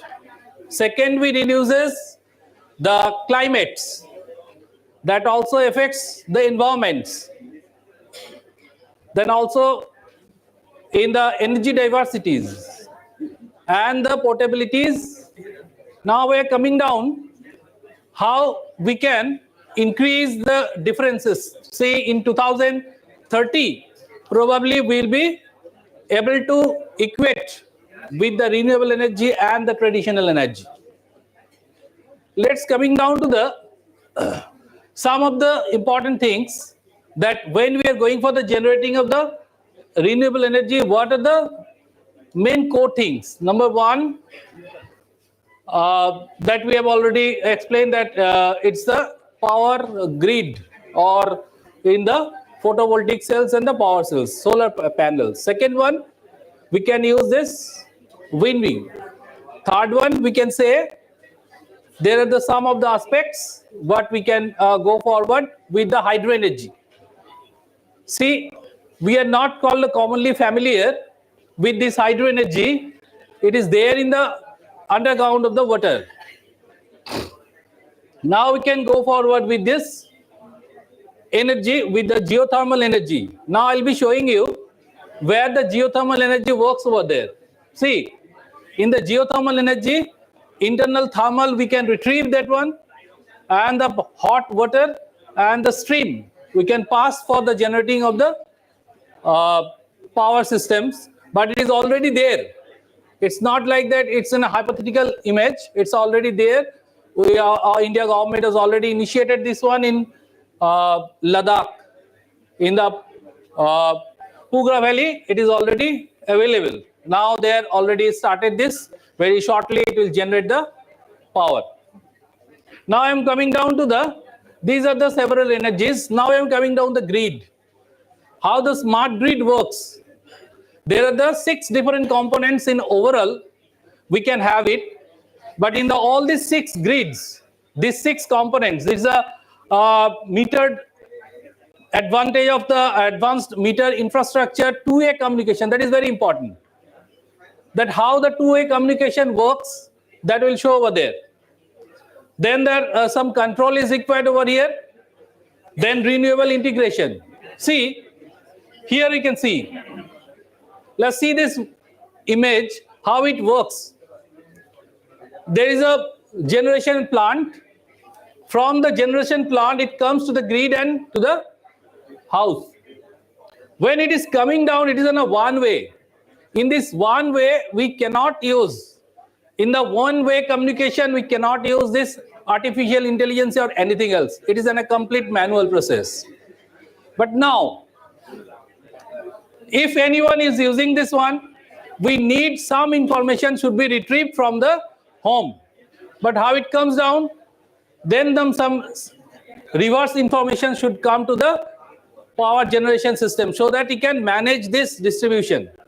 So for that one, we are having this both-way communications. And we are having additional components that we can add more different resources, versatile resources we can add it. As of now, what we are thinking about, there's only the power, physical power, or only the thermal power. Not only the thermal power, in the same grid, we can use the multiple different resources into the system so that we can accumulate more and more energy. Later on, here we have added some solar systems over there. We can add the wind systems over there because these are unpredictable, because as per the weather, it changes. Now I'm coming down showing you this is our power system, and these are the some of the houses over there. Because currently we might have the minimum requirement, and that's why one power generation is working. If the requirement is exist, or if it is increased, then what will happen? See, what will happen? Automatically the number of other power generation systems will be start working. In this way, the intelligence works. And if you think in one scenario, there are 3 one power generation systems are there and 3 grid and routers are there, and we are having a number of different houses and homes. But in some certain conditions or natural calamities, some of the grids are, or this part of the grids are not able to work. Then how it will happen? We have to wait until and unless this grid works perfectly or this grid now becomes inactive. So what this intelligence works, the intelligence changes the different routes and automatically provides this houses the powers through the different routes. That is another importance of intelligence. The different components of intelligence works there. And for that one, we are having a continuous monitoring at the generation sets along with the smart systems of our homes as well. So these things are also working over there. So all these smart systems together is changing, monitoring, and it can decide how much works or how much energy is required over here. So if you're coming down the process, there is a generation, distribution, storage, and maintenance. If we're talking about this generation, distribution, storage, and maintenance, these are the complete process of the power. But I'll be talking about the generation only today. Say in generation, these are the steps: collection of the data, feature selections, modeling, algorithm selections. These are the several process step by steps we are having, and over this all the process after end of the feedback loop, the entire system works. So in case of data collections, there are so many components we are considering as when we are interacting or collecting the data. Number one is weather conditions. It is very important. In each and every weather condition, weather is different from the different places, and we are very much that we in our India, in everywhere the climates are not same. So what we can do, we can have a weather conditions. Depending on the weather conditions, the generations of artificial generation of power may vary, because we are using the renewable energy. We are having a multiple sources of energy, so that's why this data collection is important. The equipment performance is also important, and energy consumption pattern is also important. And we can go for the feature selections also. There are some of the weather temperatures, sunlight hours, and all these things are required, because wind speed is also required. So these are the features we required for the AI generations. Now we are coming down to the modeling. So we know there are several model techniques we can use it, but out of which these are the several models we can use for the power generation. But here we are not going into the deeper in the individual model learning models. Now we are coming to the algorithm selections. In the algorithm selections, what we are having, there are a number of different algorithms that we can select based on the requirement of the analysis. Now we are coming to the performance monitoring. That is a very, very, very important thing, because until and unless we can maintain or monitor the performance, we cannot predict the intake and the output as well. So for that one, we need data analysis very rigorously. Now we are coming down the optimizations.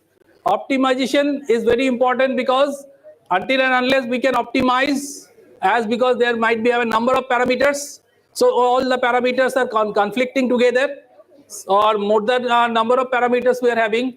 If we need to see this one, we need to minimize the power, minimize the light. If we minimize the light, something is not visible. So in this way, we can have a dynamic management. Now we are coming to the risk management. That is also important thing. When your power leakage is there, and sometimes this power, if anything is happening, mistakes in the power, then entire thing will fall down. So another thing is there, and then another important thing is the real-time data analysis. That is also very important, because when we are interacting with this, the real-time data analysis is required. So how much it is used, how much it is not used, because sometimes when in our scenarios, in our localities, if some big event is occurring, and at that point of time, at that particular evening, huge power required. So at that prior informations we are not providing to the generation or the distribution company, then what will happen? And that point of time, some issue may occur, some power cut, some shortage of things may happen, and that's why we need a online instantly importance of real-time power generations. That is also important. Now we are coming to the feedback loop. That is the last phase of the power generation, because once we generated the power, then we need the feedback of the what we have distributed and what are the coming back into the systems. Now we are coming to the distribution process. The distribution process already explained, but we are not going into the detailed distribution process, because distribution power generation is one part and distribution is another huge work. Because until and unless we can generate or distribute the power in proper way, so that it cannot be mitigate our issues or mitigate our requirements. Now after that one, storage. Because when we are generating our powers, we cannot store the data. But in case of renewable energy, to some extent we can store data in our systems. But if we want to able to generate our powers, we can store, but a big amount of data we cannot store. So for that one, to some extent, when the high requirement is there at high requirements time, we can store the data. So that is also important part. Another is the maintenance. Maintenance, we should maintain the proper scenarios, proper authorities and proper formulations in regular basis, so that we can get the informations or we can maintain the quality or the output properly. So finally, we can conclude the artificial intelligence is very important and required for in every sections, in case of power divisions or power sections as well, as that we are also using number of things, but it should be maintained on in each and every sections in a proper way and proper fashion, so that we can use this. And for that one, we can conclude that it is also the technical involvement or growth of economy is there. Also, we can generate the job, because it's not like that in a road job, but we need a technicians or skilled people, because in each and every sectors we need a skills people. Until and unless we don't have a skill, we are not having a job, because everywhere the common people we need a skill, because in entire scenarios we required skill for that one. Okay, thanks to all of you for understanding and listening this one. I hope this one is okay. Thank you. Thank you so much, Dr. Arindam Roy. Thank you very much. May I request Mr. T.M. Joaddar to kindly come up. He is the advisor of Engineers Welfare Forum. He will be presenting the vote of thanks. Good afternoon. On behalf of organizing team of Engineers Welfare Forum, WBPDCL, it's my proud privilege to propose a vote of thanks in this occasion. My heart fills with gratitude and respect for our chief guest, Padma Shri Dr. Sanghamitra Bandyopadhyay, Director, Indian Statistical Institute, Kolkata, distinguished guest, Mr. Devkumar Gupta, Director, Finance, WBPDCL, Sri M. Raghuram, Director, Technical, DVC, distinguished guest speakers, Dr. Sudeshna Sarkar, Professor, Department of Computer Science and Engineering, IIT Kharagpur, Dr. Kamal Sarkar, Professor, Department of Computer Science and Engineering, Jadavpur University, Engineer Ashish Dev, Director, Duragen Energy Private Limited, Dr. Arindam Ray, Chief Technical Officer, Government of West Bengal, Engineer Rajiv Das, Consultant, CESC Limited, for not only sparing their invaluable time for us to grace this occasion, but also enlighten with their commendable talk on the subject. Thanks all of you for clearing our concept and enhancing our understanding pertaining to the seminar Artificial Intelligence Technology in Thermal Power Station, its advantages and disadvantages. I am running short of words to express my humble thanks to Swastika for doing poster evaluation for us. You have provided us with valuable support in enriching the Engineers Welfare Forum seminar. My heart goes out of thanks our respected delegates for accepting our invitation, coming to the seminar, encouraging the morale of the speakers by their gusto and enthusiasm.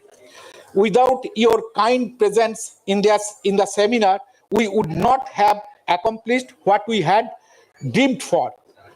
Next, I would like to thank the torchbearer of this seminar, our respected General Secretary, Sri Engineers Welfare Forum, Sri Soumen Das, for leading and inspiring us in working towards the goal of conducting this seminar. I thankful to him for his huge support at all times. Not even can take shape without hardworking leaders. It was the dedication and enthusiasm of our leaders and organizing secretary, Sri Arindam Ghoshal, which has made this event a huge success. I extend my heartfelt gratitude for them. Conducting this seminar would have been impossible without zealous efforts of Sri Midul Kanti Bhaumik, who has devoted lots of time and energy this program. Above and beyond lots, let's not forget the backbone of this seminar, our organizing committee member, finance committee secretary Sri Prashanto Sinha, and reception committee member Sri Oshim Sena, Sri Arup Kanti Das, Sri Arindam Ghoshal, Sri Soumyajit Datta, who went an extra mile and walked their tail off under the guidance of General Secretary Engineers Welfare Forum and made this dream a reality. Thank you so much, everybody.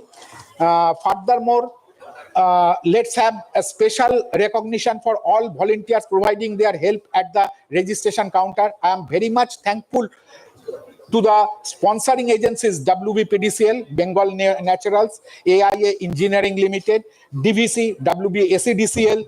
It would have been impossible to organize this seminar without their support. This vote of thanks would be largely incomplete without expressing our gratitude for Madam Madhumanti Moitro for her flawless anchoring in this session throughout the day. Again, this vote of thanks would be largely incomplete without expressing our gratitude for the other staff members and department who have working really hard and carrying out all the allotted duties very diligently. Needless to say that Swastika has taken care of the audiovisual system very sincerely so that the seminar could proceed without any interruption. Next, I would like to thank our food partner, Sri Sudhir Maiti and team. Without you guys, this event was not possible. Thanks to our photographer, Ideal Studio, who has taken beautiful pictures of today's event, which would ensure that beautiful memories of this seminar would remain fresh, not only in our minds, but also on photo paper. I sincerely apologize if I have missed out on somebody. Thank you again, all of you. That's it. Thank you so much. And for the students, as we break for lunch, do go to the first floor where arrangements lunch have been laid out for you.